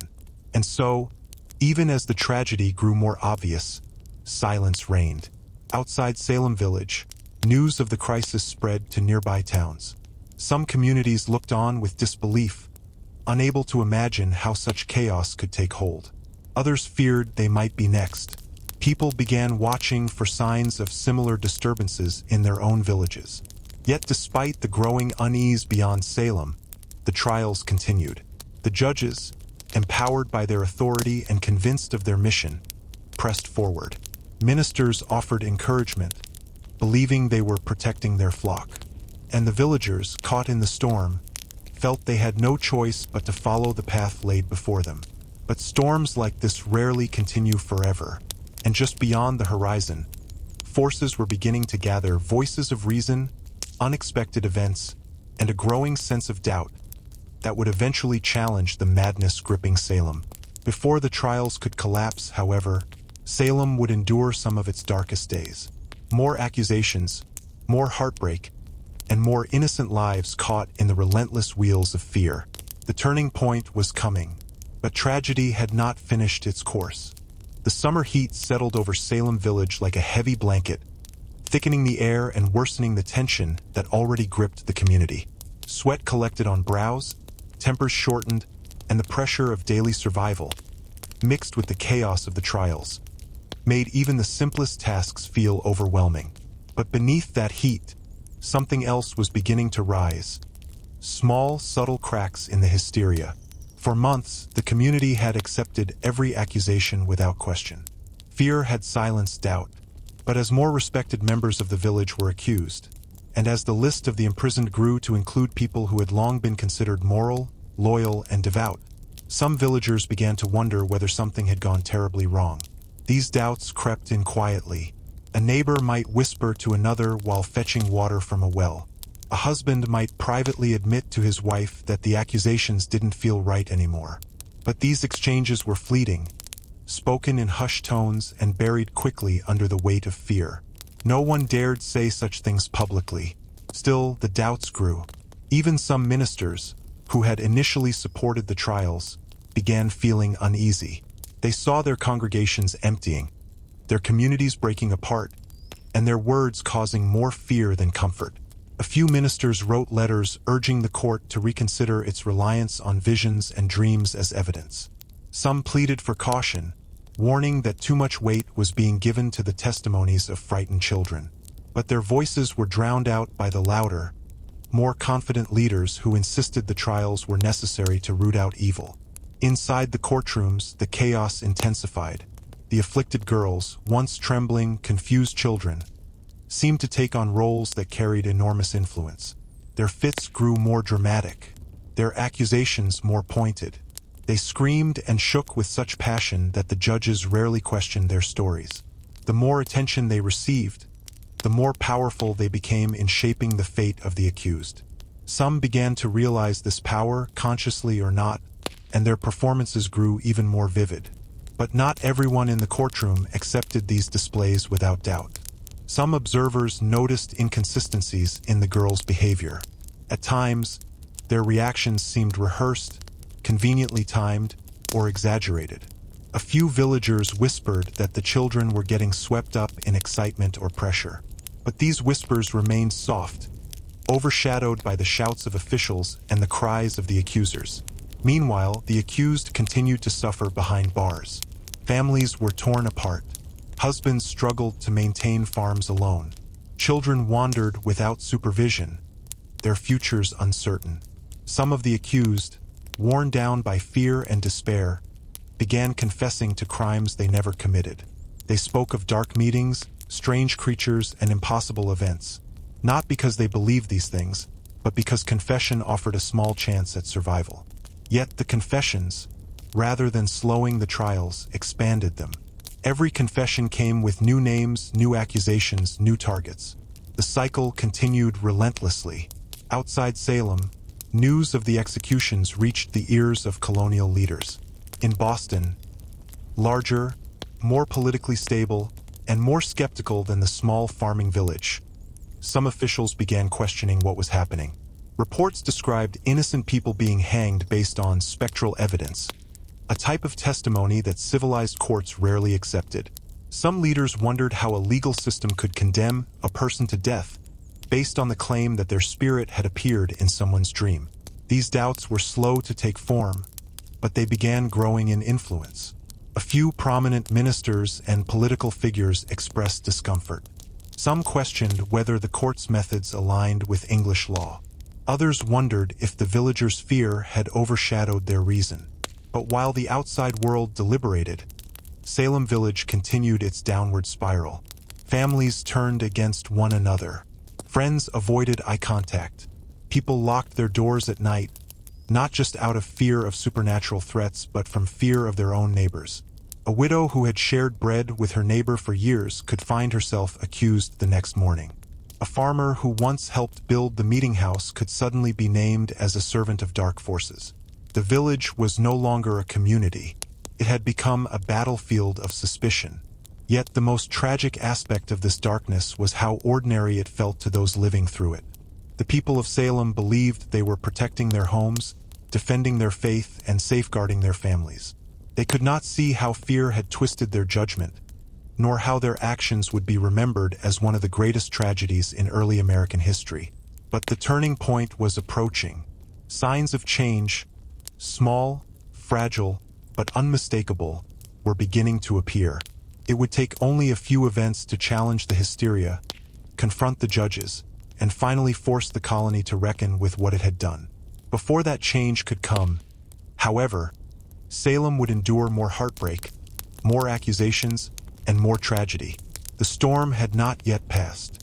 The tide in Salem began to shift quietly, almost imperceptibly at first. It was not a sudden change, not a dramatic moment of revelation, but rather a slow awakening, like the faint light of dawn breaking through a long, suffocating night. For months, the villagers had lived in a world ruled by fear, convinced they were under attack from forces beyond their understanding. But fear, no matter how powerful, eventually begins to exhaust those who carry it.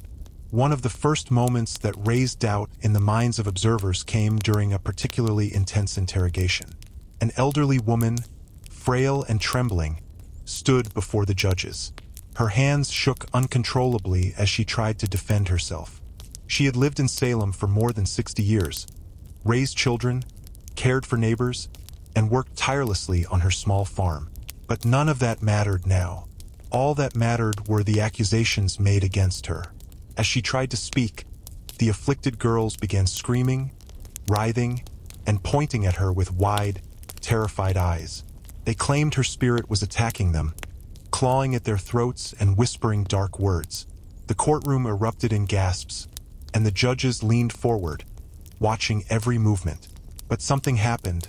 Something subtle, something easy to miss unless one was truly paying attention. A few observers noticed that the girls did not react until after the judges had turned their gaze toward them, as if waiting for the right moment. Their screams were dramatic, almost theatrical. A few villagers whispered about the timing, about how unnatural it seemed. The judges dismissed these murmurs, but they lingered.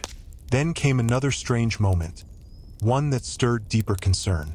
A respected man from a nearby town, known for his calm temperament and clear judgment, attended the hearings. He watched carefully, studying the accused, the accusers, and the patterns emerging in each testimony. After several days, he returned home and wrote a detailed account, questioning the use of spectral evidence and the reliability of the afflicted girl's claims. His letter circulated quietly among influential figures in the colony. Though it did not stop the trials, it planted seeds of doubt in minds that had previously accepted everything without question. Meanwhile, inside Salem, the pace of accusations was becoming impossible to sustain. Too many people were being named. Too many families were unraveling. The villagers began to fear that the hysteria might never end, that anyone could be next. Even those who had once supported the trials began to realize that the accusations were reaching too far, touching too many respected members of the community. Tension grew between the judges and some of the ministers. While a few ministers continued to encourage the trials with unwavering confidence, others urged caution. They argued that true justice could not rely solely on visions or dreams, that even the devil could deceive people into seeing false images. These debates created cracks in the once solid wall of authority behind the trials. And then, something happened that truly frightened the judges. The afflicted girls began accusing people who held real power. At first, the accusations targeted villagers, farmers, widows, and the poor, those whom society often overlooked. But as the frenzy grew, the girls' fear, or perhaps their sense of influence, expanded. They began pointing fingers at individuals with long-standing reputations, respected landowners, ministers, and community leaders. This was dangerous. If people of influence could be accused, then the entire foundation of the trials was at risk. After all, if a minister long regarded as righteous could be named, then who in the village was safe? The judges themselves? The governor? Where would it end? Some of the judges began to pull back, realizing that the hysteria was spiraling beyond control. But others pushed forward, unwilling to admit that the system they had built might be fundamentally flawed. They insisted that the devil would attack the best among them first, using them as tools of deception. Still, the unease continued to grow. Outside Salem, the stirrings of rebellion against the trials became louder. Families of the imprisoned pleaded their cases to colonial leaders. Ministers from distant towns wrote letters urging caution. And whispers about the injustice of the trials spread through taverns, churches, and marketplaces. Inside Salem, daily life had nearly collapsed. The village's productivity declined sharply. Fields were neglected. Children wandered without guidance. Homes fell into disrepair. The fear that once drove the villagers to act now paralyzed them. The jail overflowed. The list of the accused stretched so long that even court officials struggled to keep track. Dozens awaited their fate, execution, or indefinite imprisonment, depending on the mood of the court and the claims of frightened children. And though the villagers did not know it yet, something was on the horizon that would strike at the heart of the hysteria and force the colony to confront the terrifying truth. The crisis had gone too far. Before that shift could arrive, however, Salem would experience more turmoil, more desperate pleas, more fear, and more lives hanging in the balance. The breaking point was near, but darkness still hovered over the village. The fear that once held Salem tightly was beginning to lose its grip, but not because the villagers suddenly saw the truth. It was because the hysteria had finally reached the people who believed themselves untouchable. The safety that many thought their reputation, wealth, or piety provided began to crumble. And when fear turns inward, when powerful people realize they might be the next target, everything begins to change. One of the most significant moments in this shift came when accusations reached the home of a respected minister.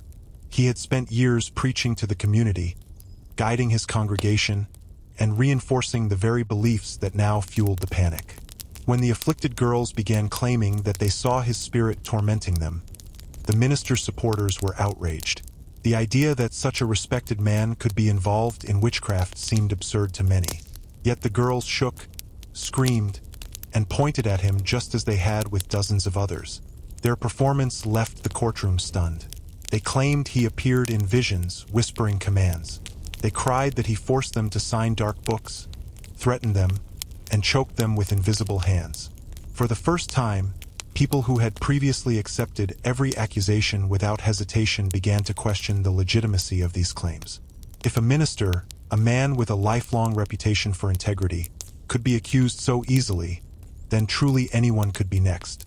But even as doubt spread, others clung desperately to the hysteria. The judges argued that the devil would deliberately target the most righteous individuals, using their likeness to mislead the innocent. This explanation eased some minds, but it did not erase the growing unease. Nevertheless, the minister was imprisoned. That moment sent shockwaves through the colony. Families who once supported the trials felt fear creeping into their own homes. Ministers who had encouraged vigilance now faced the possibility of being accused themselves. Leaders began questioning whether the court had gone too far. Silent doubts turned into private conversations, and private conversations turned into letters that traveled beyond Salem's borders. As the accusations continued to spread upward into the ranks of the respected, something else happened. Something Salem had not seen in months. People started speaking out. It began with a handful of voices. A landowner openly expressed disbelief during a hearing. A woman who had lost 2 friends to the gallows declared that she would no longer stay silent. A small group of men petitioned the court, demanding that attention be given to inconsistencies in the accuser's testimonies. Though these voices were fragile, they signaled a shift. But the hysteria was far from over. Inside the jail, the conditions grew harsher. Men and women waited for months with no clarity about their destiny. They were chained, starved, and kept in darkness. Those who maintained their innocence felt hope slipping away. Those who had confessed lived with regret, knowing their words had condemned others. One particular case struck the colony deeply. A woman who had once been widely admired for her kindness and devotion. Her husband, devastated by her arrest, traveled tirelessly from one leader to another, begging for her release. He argued her innocence with unwavering determination. His letters spread, read by ministers and officials across the region. For many, this man's desperation highlighted the cruelty of what was happening. His voice, trembling with grief and conviction, reached people who had remained silent for too long. They began to feel ashamed of their passivity. The villagers of Salem watched as the hysteria pulled respected families into its grip. Their own neighbors, people they trusted, were suddenly vulnerable. It became harder to deny the obvious. This had gone beyond reason. Despite the rising doubt, however, the court pressed forward. More trials were scheduled. More accused were questioned. More families were broken apart. Then, something happened that forced even the most stubborn leaders to confront the reality of their actions. One of the afflicted girls accused someone so influential, so deeply connected to the colony's leadership, that the accusation shook the entire judicial system.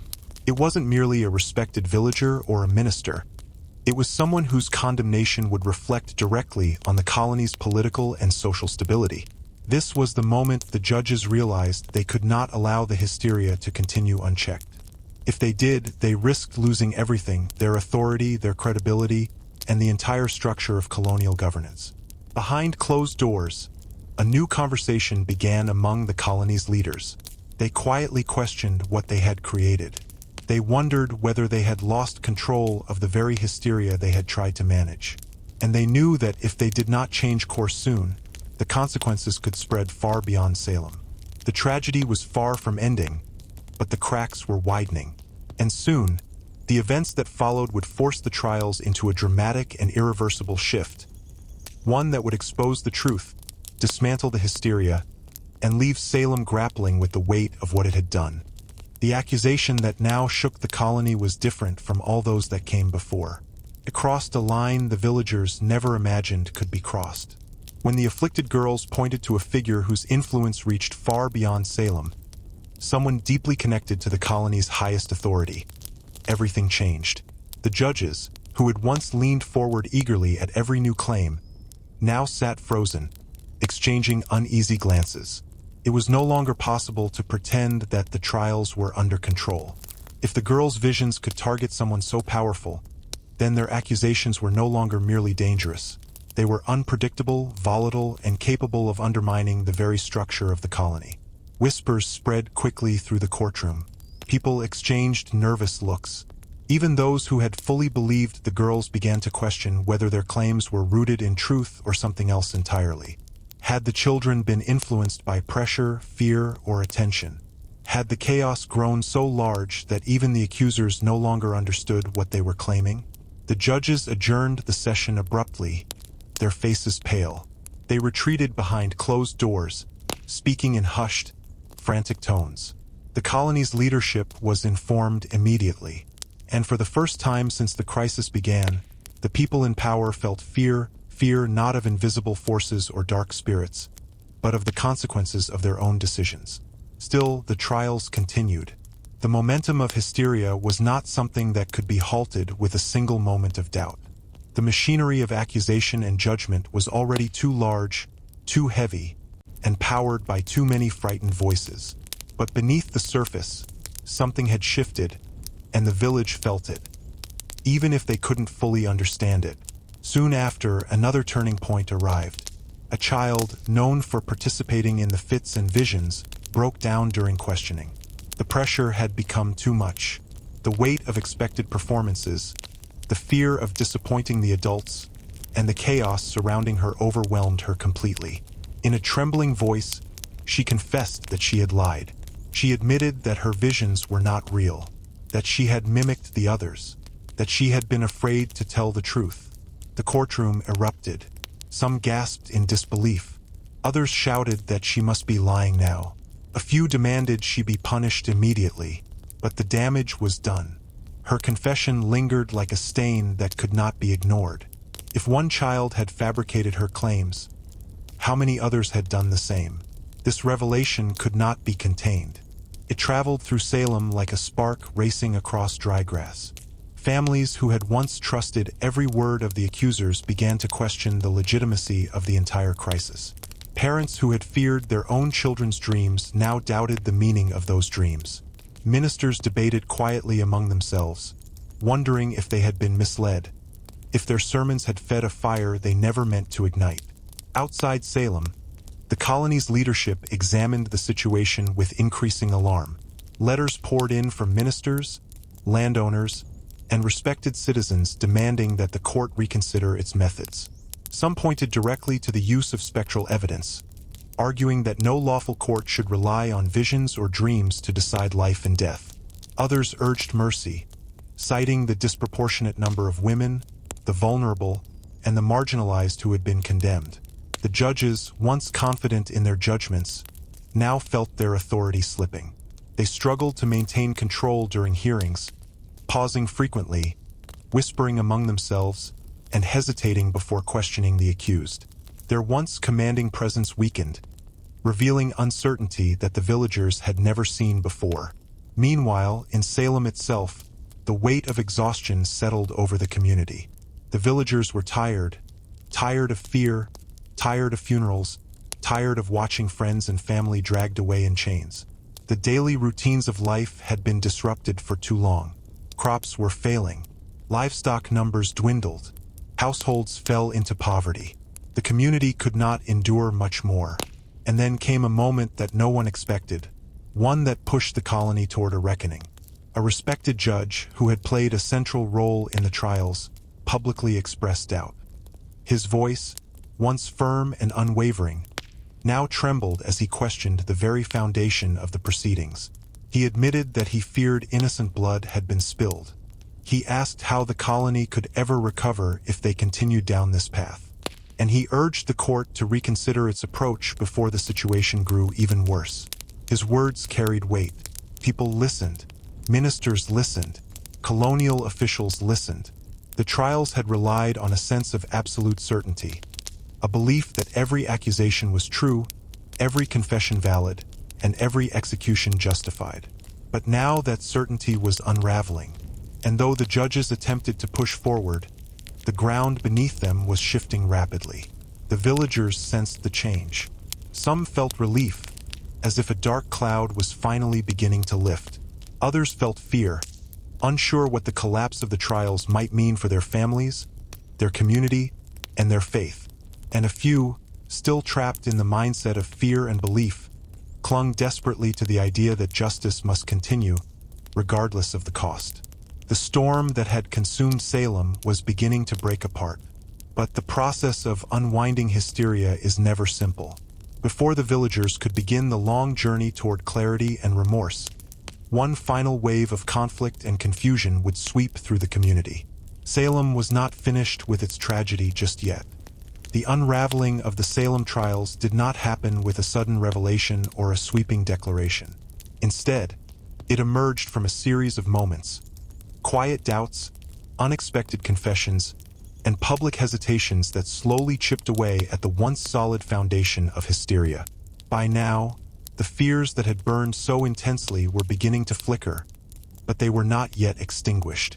Salem was caught in a dangerous in-between, where panic had lost its strength, yet reason had not fully returned. The court struggled to maintain its authority. Each hearing felt heavier than the last, as though the weight of every wrongful accusation hovered over the room, pressing down on everyone present. Judges who once presided with confidence now shifted uneasily in their seats, questioning themselves in ways they never had before. The villagers noticed these subtle changes: the pauses, the lowered voices, the exchanged glances, and they felt the tremors of uncertainty spreading through the leadership. The afflicted girls, whose dramatic fits had driven the heart of the crisis, seemed unsettled by this shift as well. Their reactions grew inconsistent. At times, they erupted with the same intense performances that once captivated the entire village. But at other times, they hesitated, their voices wavering, their faces confused. The power they once held, a frightening and enormous power, was slipping away. Some of them began to sense it. Others tried to reclaim it by exaggerating their fits even more. But the effect was no longer as convincing as it had been. People watched with more critical eyes. A scream that once sparked terror now sparked doubt. A sudden collapse that once invited prayer now drew whispers of uncertainty. The audience had changed, and the accusations could no longer rely solely on fear to be believed. One of the most defining moments of this shift occurred during a hearing where an accused woman stood trembling before the court. She was known for her calm nature and generosity, a woman who had spent years caring for the sick and helping neighbors during harsh winters. When the girls began screaming that her spirit was attacking them, something unusual happened. Several villagers resisted the urge to panic. Instead, they stared at the children, observing carefully. One man in the crowd, who had long been silent during the ordeal, finally spoke. His voice shook, not with fear, but with something far more powerful: exhaustion. He asked why the girls only reacted when all eyes were upon them. He questioned why none of their fits occurred in private. His words spread through the room like a ripple, challenging the narrative that had dominated for months. The judges quickly silenced him, but the damage was done. Others began thinking the same thoughts, even if they dared not speak them aloud. Doubt was now alive in a place where it had once been crushed. Another moment that accelerated the shift was the arrival of new evidence, or rather, the lack of evidence. A woman accused early in the trials was finally given a closer examination. Her accusers had claimed she bore the mark of the devil, a sign supposedly visible on her skin. But when the court officials inspected her carefully, they found nothing. No mark, no sign, nothing at all. The judges tried to dismiss this, but even they struggled to ignore it. If one mark could vanish or never existed in the first place, what did that say about the dozens of similar claims made throughout the trials? Outside the courtroom, the colony's leadership was feeling immense pressure. Letters questioning the legality of the trials piled up. Ministers debated the crisis with increasing urgency. Families of the imprisoned refused to stay silent. The governor, hearing reports that influential members of society were now being accused, felt compelled to intervene. But before any official action could be taken, Salem experienced one final surge of hysteria. One last, desperate attempt to keep the panic alive. A group of afflicted girls claimed to see a dark figure hovering near the village meeting house. They said this figure was urging them to continue naming the guilty, warning that stopping the trials would bring ruin to the colony. Their stories grew more dramatic, more fantastical, as if they were trying to preserve the influence that was rapidly slipping through their fingers. But this time, something was different. The villagers did not respond with terror. Many listened with skepticism, their faces unchanged. Some even turned away, weary of the endless fear. The girls shouted louder, trying to reclaim the attention they once commanded. but their words seemed to fall into a void. And in that moment, the hysteria that had once consumed Salem began to hollow out. The accusations lost their momentum. The community, battered by months of chaos, seemed unwilling to follow the girls any further into madness. Yet while the panic was fading, it was not over. Lives were still hanging in the balance. Dozens remained imprisoned, waiting for a verdict that could determine life or death. Families were still torn apart. Children still cried for their mothers. Crops still withered in untouched fields. And the colony, though finally awakening, was far from healed. The next steps would determine everything, whether Salem would continue down a path paved by fear, or step into a painful but necessary reckoning. And soon, powerful forces outside the village would intervene in a way that would finally force the truth into the light. The unraveling of the trials had reached a point where even those in positions of power could no longer ignore the damage being done. The colony's leaders, who had once viewed the events in Salem as a necessary stand against evil, now saw a community on the verge of collapse. The reports they received were filled with contradictions, inconsistencies, and scenes of suffering so severe that they could no longer pretend this was mere justice at work. The governor, hearing of the newest accusations that targeted people of rank and influence, decided the situation demanded his direct attention. He arrived in the region not with dramatic arrival or harsh condemnation, but with a quiet determination to understand what was happening. His presence alone sent a ripple through the village. People who had spent months gripped by fear now felt a cautious sense of hope. Perhaps someone with authority could end the chaos that had consumed their lives. Before making any decisions, the governor attended a hearing himself. He entered the packed meeting house and watched silently as the court proceeded, just as it had for months. Dramatic fits, trembling accusations, and frightened defendants pleading their innocence. He observed every detail. The timing of the girls' reactions, the vague nature of their claims, the lack of physical evidence, and the fear that saturated every corner of the room. At one point, he leaned slightly forward, studying the afflicted girls as they screamed and pointed. Their actions struck him not as supernatural phenomena but as something far more human: fear, pressure, and the overwhelming weight of the crowd's attention. When the accused woman broke down in tears, begging for mercy, the governor saw not a servant of dark forces but a desperate, frightened human being caught in a nightmare she could not escape. After the hearing, he met privately with several judges, ministers, and prominent citizens. The conversations were tense. Some judges defended their actions fiercely, insisting that the devil had indeed invaded the colony. Others, more shaken by recent events, expressed uncertainty. Ministers argued among themselves, some urging the governor to support the trials, others pleading with him to stop them before more innocent lives were destroyed. The governor listened calmly, but inside he felt something tightening. Salem was not merely in chaos. It was on the verge of falling apart completely. Still, he acted with caution. Any sudden decision could provoke backlash. Salem was fragile, and the colony itself was being watched by neighboring settlements. He needed a clear path forward. And then one event provided exactly that.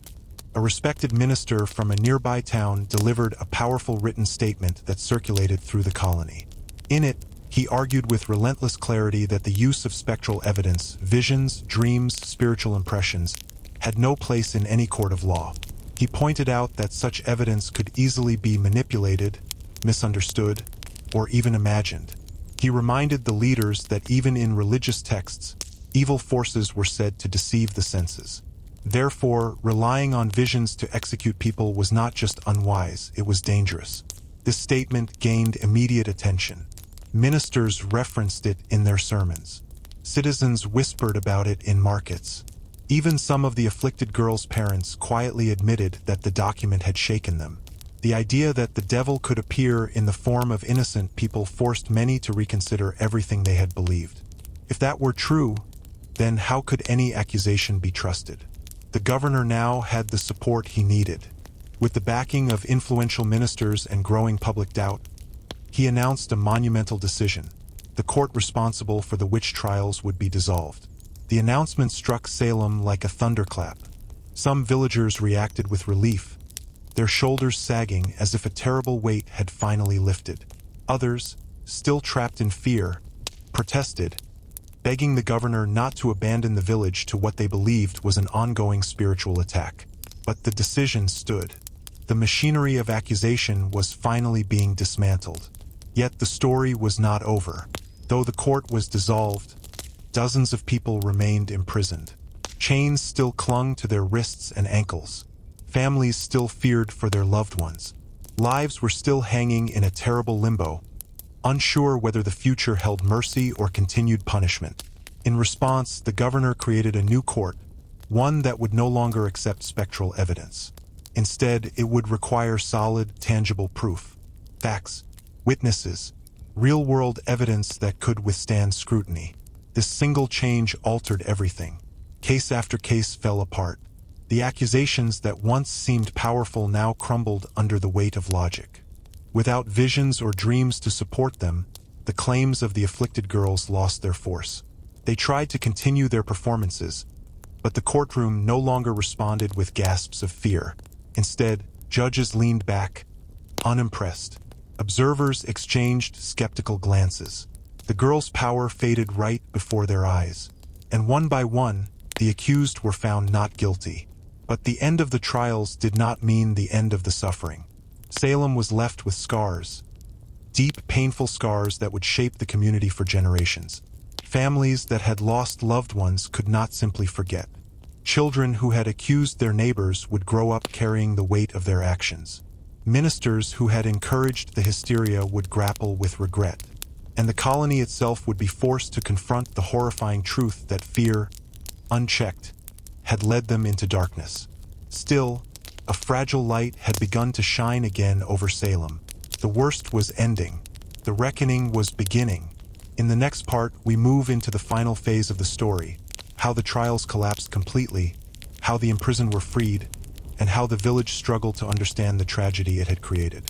The collapse of the witch trials unfolded slowly, painfully, like a storm losing its strength after months of devastation. Even though the court had been dissolved and the use of spectral evidence rejected, Salem remained a place filled with uncertainty.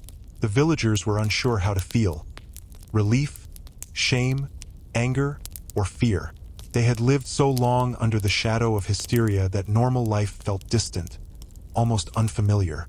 The newly formed court began reviewing the remaining cases, and this time, everything was different.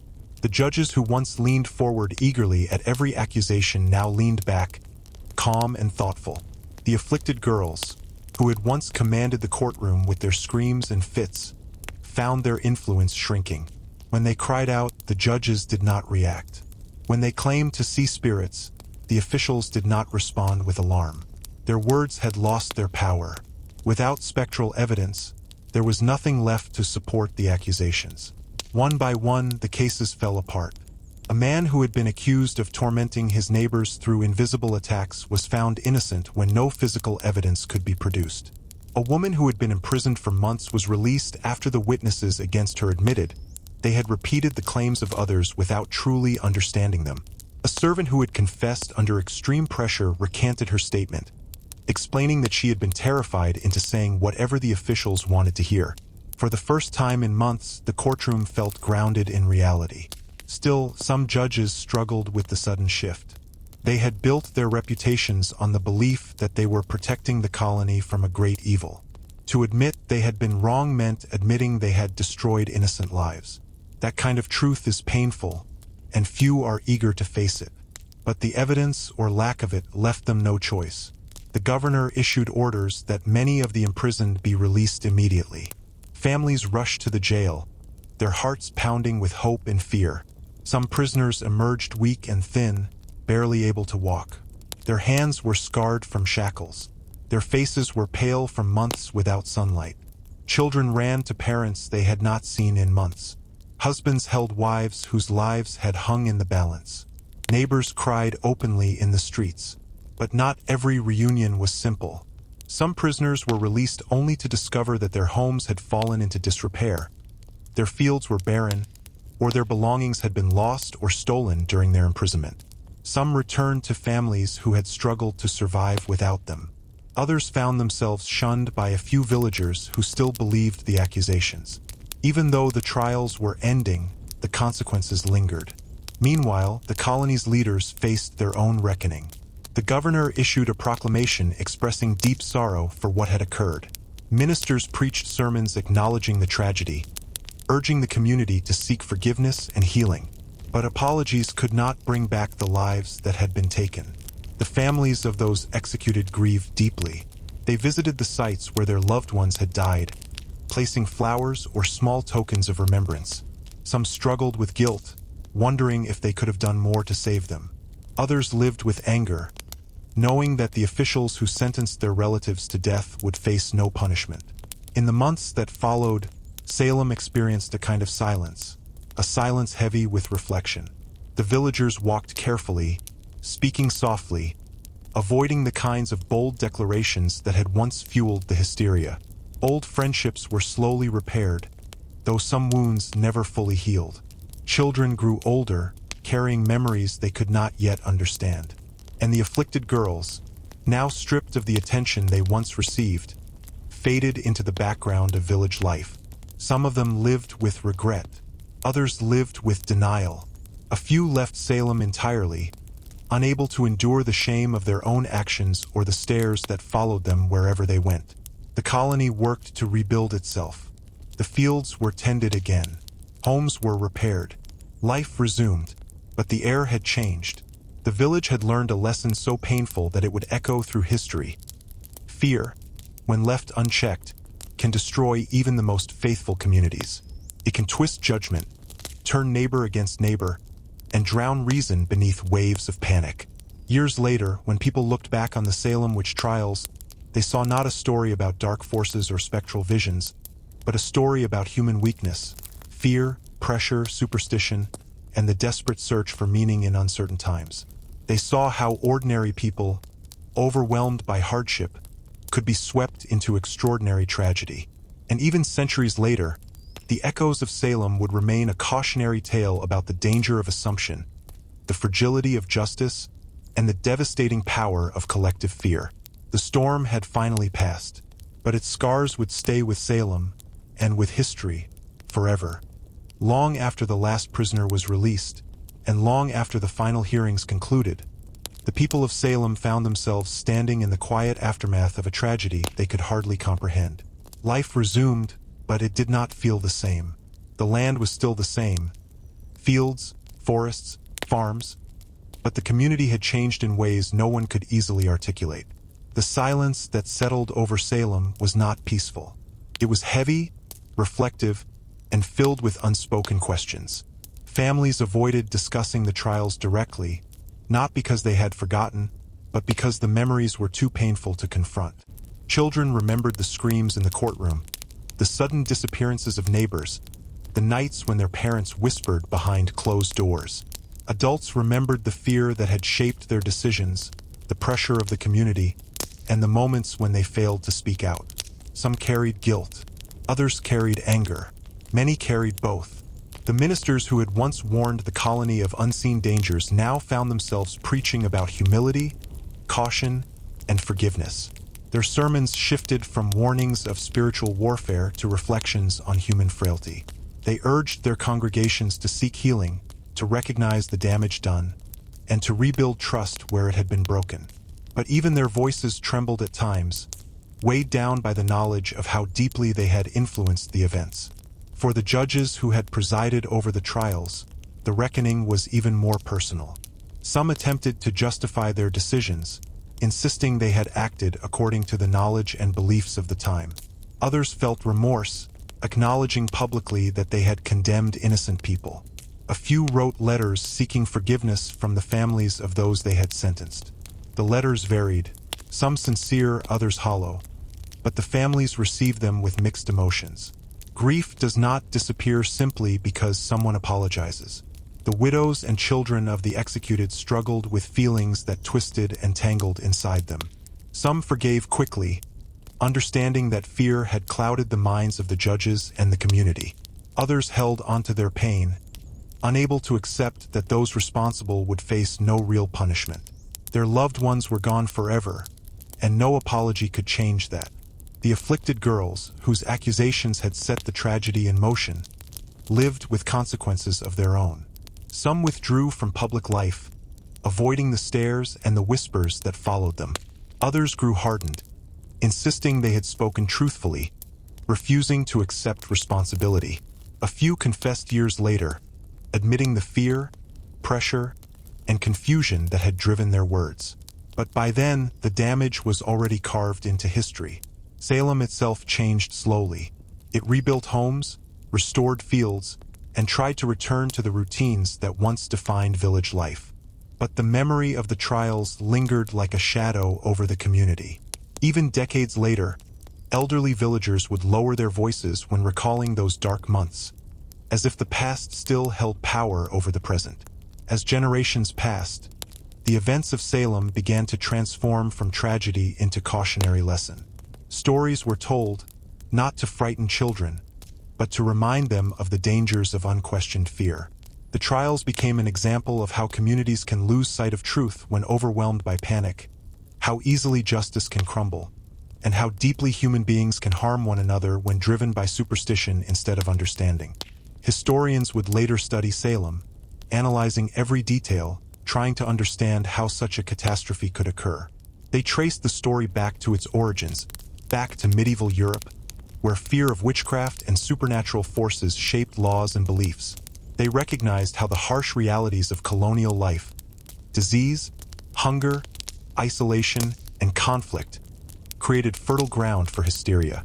And they saw how a handful of frightened children sparked a chain reaction that engulfed an entire community. But beyond all analysis, one truth remained. Salem was a tragedy born from fear, sustained by authority, and endured by innocent people who paid the ultimate price. The lessons of Salem would eventually influence laws, courts, and public thinking.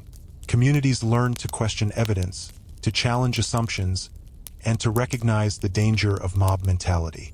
These lessons, though painfully earned, helped shape future systems of justice.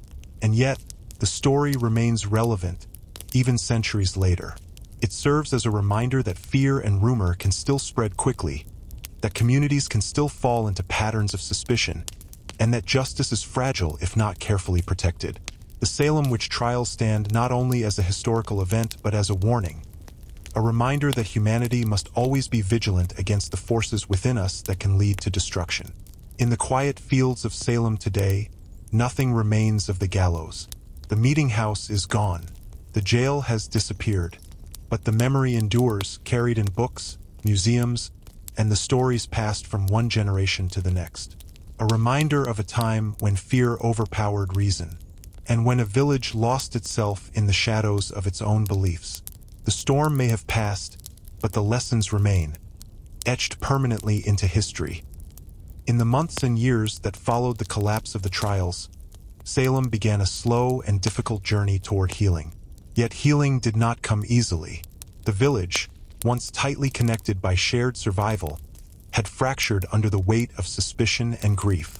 Every home, every field, every corner of the community held memories of what had happened. And though people tried to return to ordinary life, the echoes of the past followed them everywhere. The fields were planted again, but those who worked them remembered the hands that were missing, the farmers who should have been there but were imprisoned or executed during the hysteria. The churches filled with worshippers once more, but their prayers sounded different now. They asked for forgiveness more than protection. They prayed for wisdom more than vengeance. And in many homes, people lit candles for loved ones who would never return. For some, healing meant speaking openly about what had happened. They gathered in small groups, sharing stories, expressing guilt, fear, or sorrow. They tried to piece together the events, searching for understanding. These conversations were painful, but they allowed the community to begin acknowledging the truth. The trials had not been a battle against invisible evil. They had been a tragedy created by human fear. For others, healing meant silence. They avoided conversations about the trials, unable to confront the memories. These individuals carried their pain quietly, sometimes for the rest of their lives.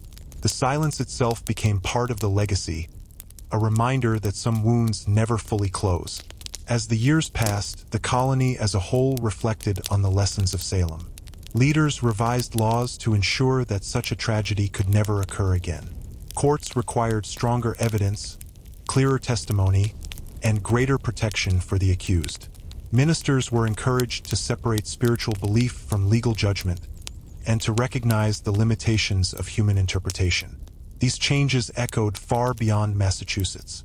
Over time, they influenced the development of American justice, shaping the principles of evidence, fairness, and due process. Salem had shown the danger of allowing fear to override reason, and the nation that would one day emerge learned from that painful history. But even as laws evolved, the memory of the trials remained alive in personal stories. Stories passed down from parents to children. Some families never forgot the shame of being accused. Others never forgot the grief of losing someone they loved. And some carried the complicated legacy of being descendants of accusers, forced to reckon with the role their ancestors had played. Generations later, people would still feel uneasy discussing the trials, as if the fear that once consumed the village could somehow return.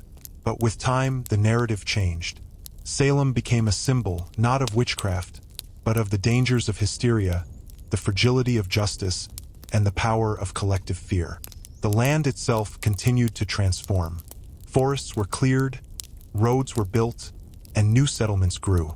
Yet reminders of the past lingered. A few stones from old foundations remained hidden beneath soil and grass. Some of the victims' names were carved into memorials, giving them a place of honor after centuries of silence. These memorials stood not just as markers, but as promises that their stories would never be forgotten. In the modern era, visitors walk through Salem with curiosity, drawn by the mystery and tragedy of what happened. They stand on the ground where fear once ruled, trying to imagine a world where accusation meant death, and where justice was shaped by superstition. They learn the stories, the details, and the painful truths, and in doing so, they become witnesses to the past, carrying its lessons forward. But beyond museums, memorials, and historical accounts, the true legacy of Salem lives in the understanding that fear can transform even ordinary people into instruments of injustice. It lives in the recognition that communities can lose themselves when fear becomes stronger than compassion, stronger than reason, stronger than truth. It is a legacy that warns us to question, to think, and to listen carefully, especially when voices rise in accusation or when rumor overtakes fact. Because the story of Salem is not merely a story of the past. It is a reflection of human nature itself. And if we fail to remember the lessons written in its history, we risk repeating the same tragedy in new forms. As Salem moved forward, its people carried this truth with them. They rebuilt not just their homes, but their understanding of justice. They taught their children to question fear, to seek truth, and to value fairness. And slowly, over many generations, the village emerged from the shadow that had once consumed it. But the memory remained. A reminder carved into the heart of history that reason is fragile, fear is powerful, and truth must always be protected. As Salem entered the decades following the trials, the shock of what had happened gradually transformed into a deeper, quieter understanding. The hysteria was no longer an immediate memory but a lingering presence, something that lived beneath the surface of daily life, shaping the way people thought, made decisions, and viewed one another. It was as though the village carried a collective scar, invisible yet undeniable. Families tried to find stability again. They rebuilt their homes, tended their fields, and tried to reestablish the bonds that had once held the community together. But trust, once broken, did not return easily. Some neighbors avoided each other, unable to forget the accusations that had passed between them. Others attempted to mend relationships, offering apologies and seeking forgiveness. Yet even in these efforts, the weight of the past remained. A friendship lost to fear could not be restored overnight. And so, the village existed in a delicate balance, moving forward, yet always glancing backwards. For the children who grew up during the trials, the memories were particularly sharp. They had seen adults tremble at shadows, whisper in fear, and condemn one another. They had witnessed the power of rumor, the danger of assumption, and the consequences of distrust. These children grew into adults who carried a kind of caution within them, a hesitation that their parents had not possessed. They became more thoughtful in their judgments, more careful with their words, and more aware of the fragile boundary between belief and fear. This generational shift quietly reshaped Salem. Religious life also changed. Ministers, who had once stirred the community into fear with fiery sermons about dark forces, now felt the need to temper their words. They preached humility, compassion, and critical thinking. They reminded their congregations that human interpretation is fallible and that even the most devout individuals can be led astray by emotion. Some ministers even traveled beyond Salem, speaking to other communities about the dangers of spiritual panic and the importance of restraint. The colony's legal system underwent transformation as well. New guidelines were written to prevent the kinds of evidence that had fueled the trials. Courts demanded clarity. Judges insisted on tangible proof. Hearsay and visions were no longer acceptable grounds for accusation. These changes did not erase the past, but they helped prevent its repeat, and in doing so, became an essential part of the colony's evolution into a more stable and just society. Still, the healing process was uneven. Some individuals never recovered from the trauma. Mothers who lost children carried grief like a shadow. Husbands who watched innocent wives dragged away lived with regret, endlessly replaying moments when they might have spoken up. The accused who survived imprisonment often struggled to rejoin society, haunted not only by their experiences in the jail, but by the knowledge that their own neighbors had believed them capable of terrible things. There were also those who refused to let the past be questioned, those who insisted that the trials had been righteous, that evil had truly been present, and that any doubt was a sign of weakness. These individuals created tension in the village for years to come, resisting the quiet shift toward reason and reflection. But despite their voices, the majority of Salem slowly embraced a more measured, thoughtful approach to conflict and belief. The fear that had once gripped the community transformed into caution, and caution into wisdom. Historical accounts later described this period as Salem's long mourning, a time when the village did not simply grieve the lost lives, but grieved the loss of innocence, the realization that a community could destroy itself from within. And in that mourning, something important emerged, a sense of responsibility, a recognition that justice requires courage, not just the courage to punish, but the courage to question, the courage to speak against panic, the courage to protect the innocent even when fear demands otherwise. This understanding became the core of Salem's legacy. Years turned into decades. New generations arrived, hearing stories of the trials as distant echoes rather than lived experience. Some were horrified. Some were skeptical. Some could not believe that their ancestors, ordinary farmers, mothers, ministers, and townspeople, had been capable of such a tragedy. Yet the lessons remained essential, transcending time and context. Eventually, historians, writers, and scholars began studying Salem, uncovering personal letters, court records, and first-hand testimonies. They pieced together the events with the clarity that only time can provide. Their work revealed a profound truth. The Salem witch trials were not simply a story about superstition. They were a story about fear, pressure, authority, and the vulnerability of human judgment. A story about how quickly darkness can spread when a community loses its grip on reason, and how difficult it can be to repair the damage that follows. But the legacy was not only one of tragedy. It was also one of growth. Out of Salem's suffering emerged a stronger commitment to fairness, skepticism, and critical thought. It influenced future court systems, encouraged new approaches to governance, and inspired generations to question assumptions rather than accept them blindly. In that way, Salem's darkest moment became a lesson that illuminated centuries. The village eventually thrived again, but it never forgot. And perhaps that was the greatest protection it earned, the understanding that knowledge, awareness, and humility are the true defenses against hysteria. Salem rebuilt itself, but it never erased its past. Instead, it carried that past forward, turning tragedy into wisdom, and ensuring that future generations would remember what happens when fear becomes stronger than truth. As the decades rolled forward, Salem moved further from the immediate shadows of the trials, but the legacy of what had happened refused to fade.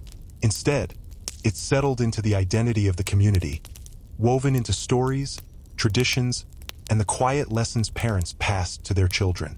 Time softened the intensity of the memory, but not its meaning. By now, the generation that had lived through the trials had grown old. Some had grandchildren sitting at their feet, listening with wide, curious eyes as the elders spoke in cautious tones about the dark days.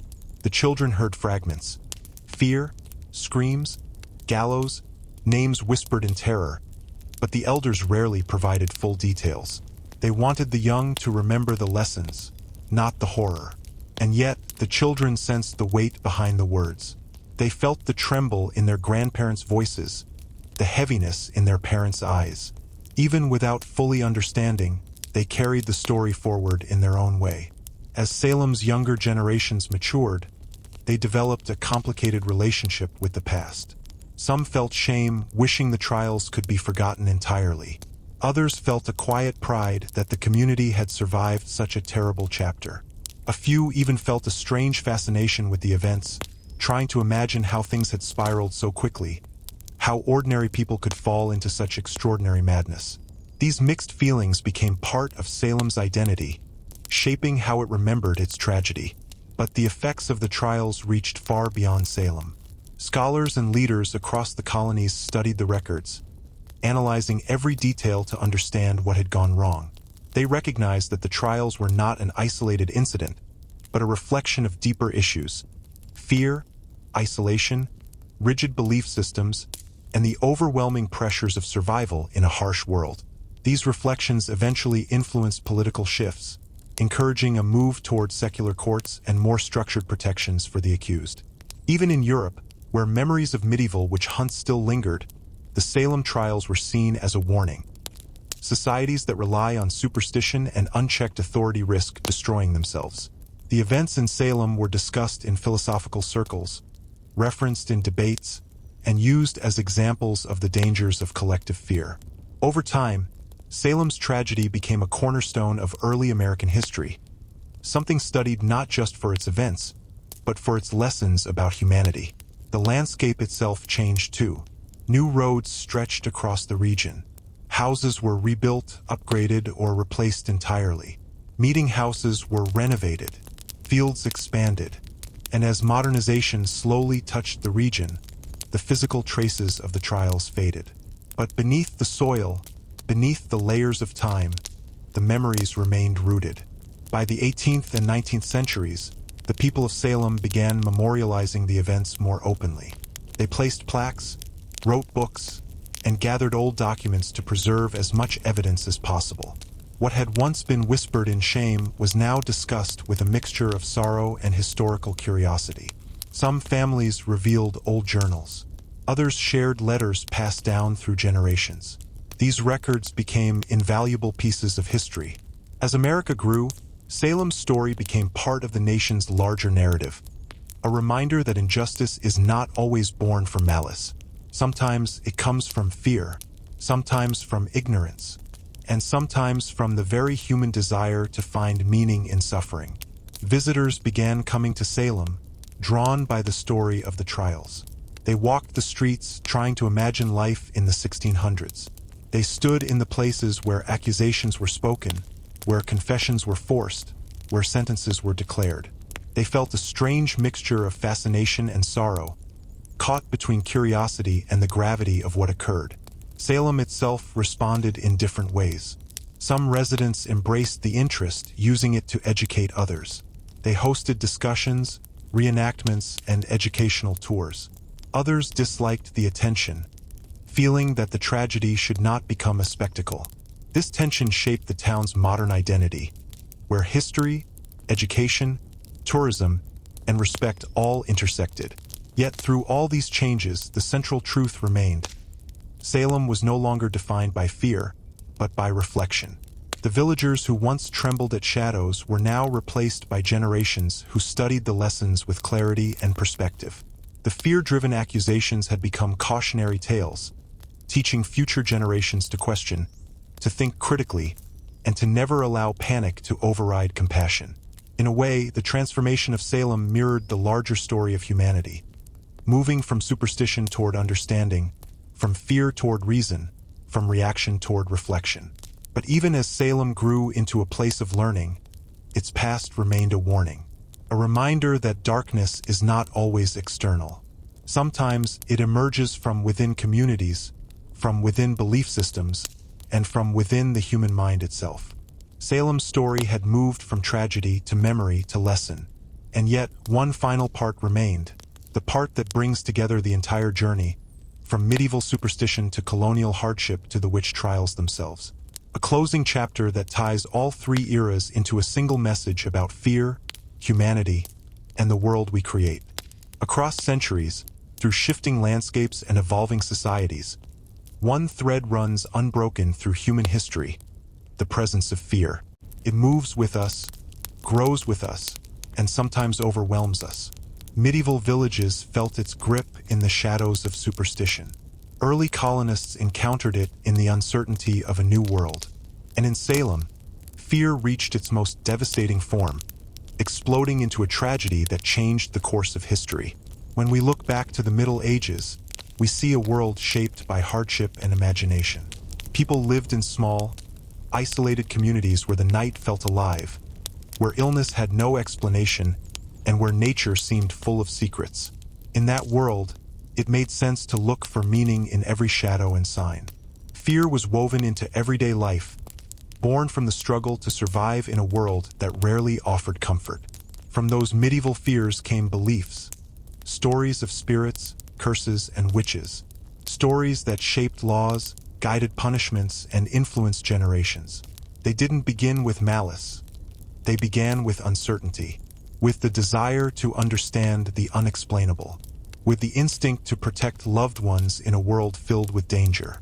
When European settlers carried those beliefs across the ocean to the New World, they brought the weight of centuries with them. They landed in a land that was beautiful yet harsh, filled with challenges they had never faced.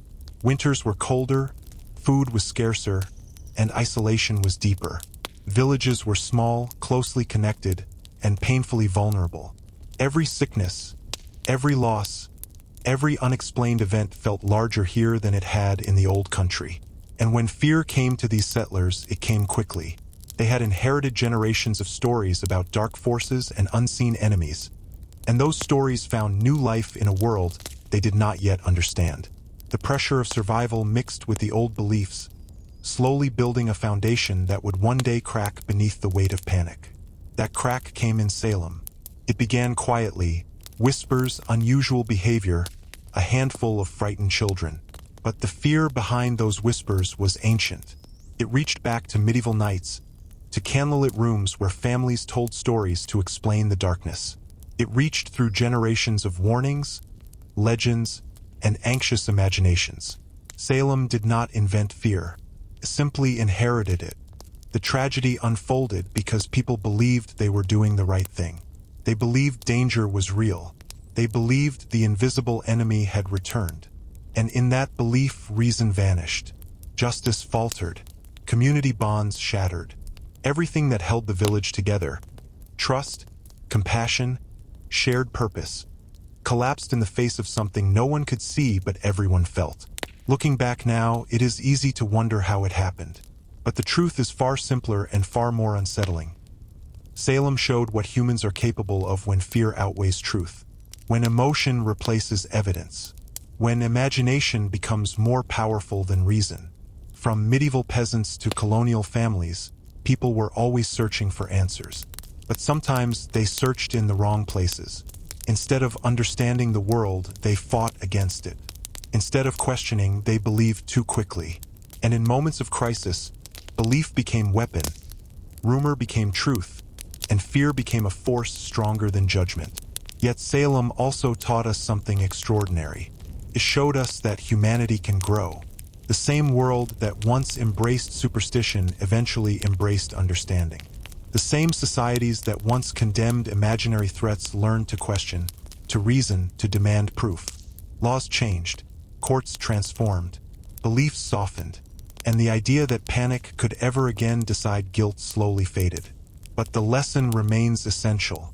Fear has never disappeared. It simply changes shape. It finds new stories, new forms, new targets. And even today, if left unchecked, it can divide communities, distort truth, and lead societies toward dangerous choices. That is why the story of Salem matters, not as a relic of the past, but as a mirror held up to the present. It shows what happens when fear becomes stronger than compassion, when suspicion becomes stronger than fairness, when the need for certainty becomes stronger than the willingness to understand. It reminds us that progress is fragile, that justice must be protected, and that truth must be defended, even when it is difficult. From medieval darkness to colonial hardship and finally to the tragedy in Salem, one truth emerges. Fear can build worlds, and fear can destroy them. What we choose to do with fear determines the kind of world we create. Salem's story is not just a warning. It is a call, a quiet, powerful reminder that every society must choose clarity over panic, knowledge over assumption, and empathy over suspicion. Because the past is not as far away as it seems, and the lessons written in history are only meaningful if we carry them forward. In the end, Salem stands as a testament not to superstition or tragedy, but to human resilience, a reminder that even in the wake of darkness, enlightenment is possible, that even after fear divides, truth can heal, and that every generation, in every era, must decide which voice to follow, the voice of fear or the voice of understanding.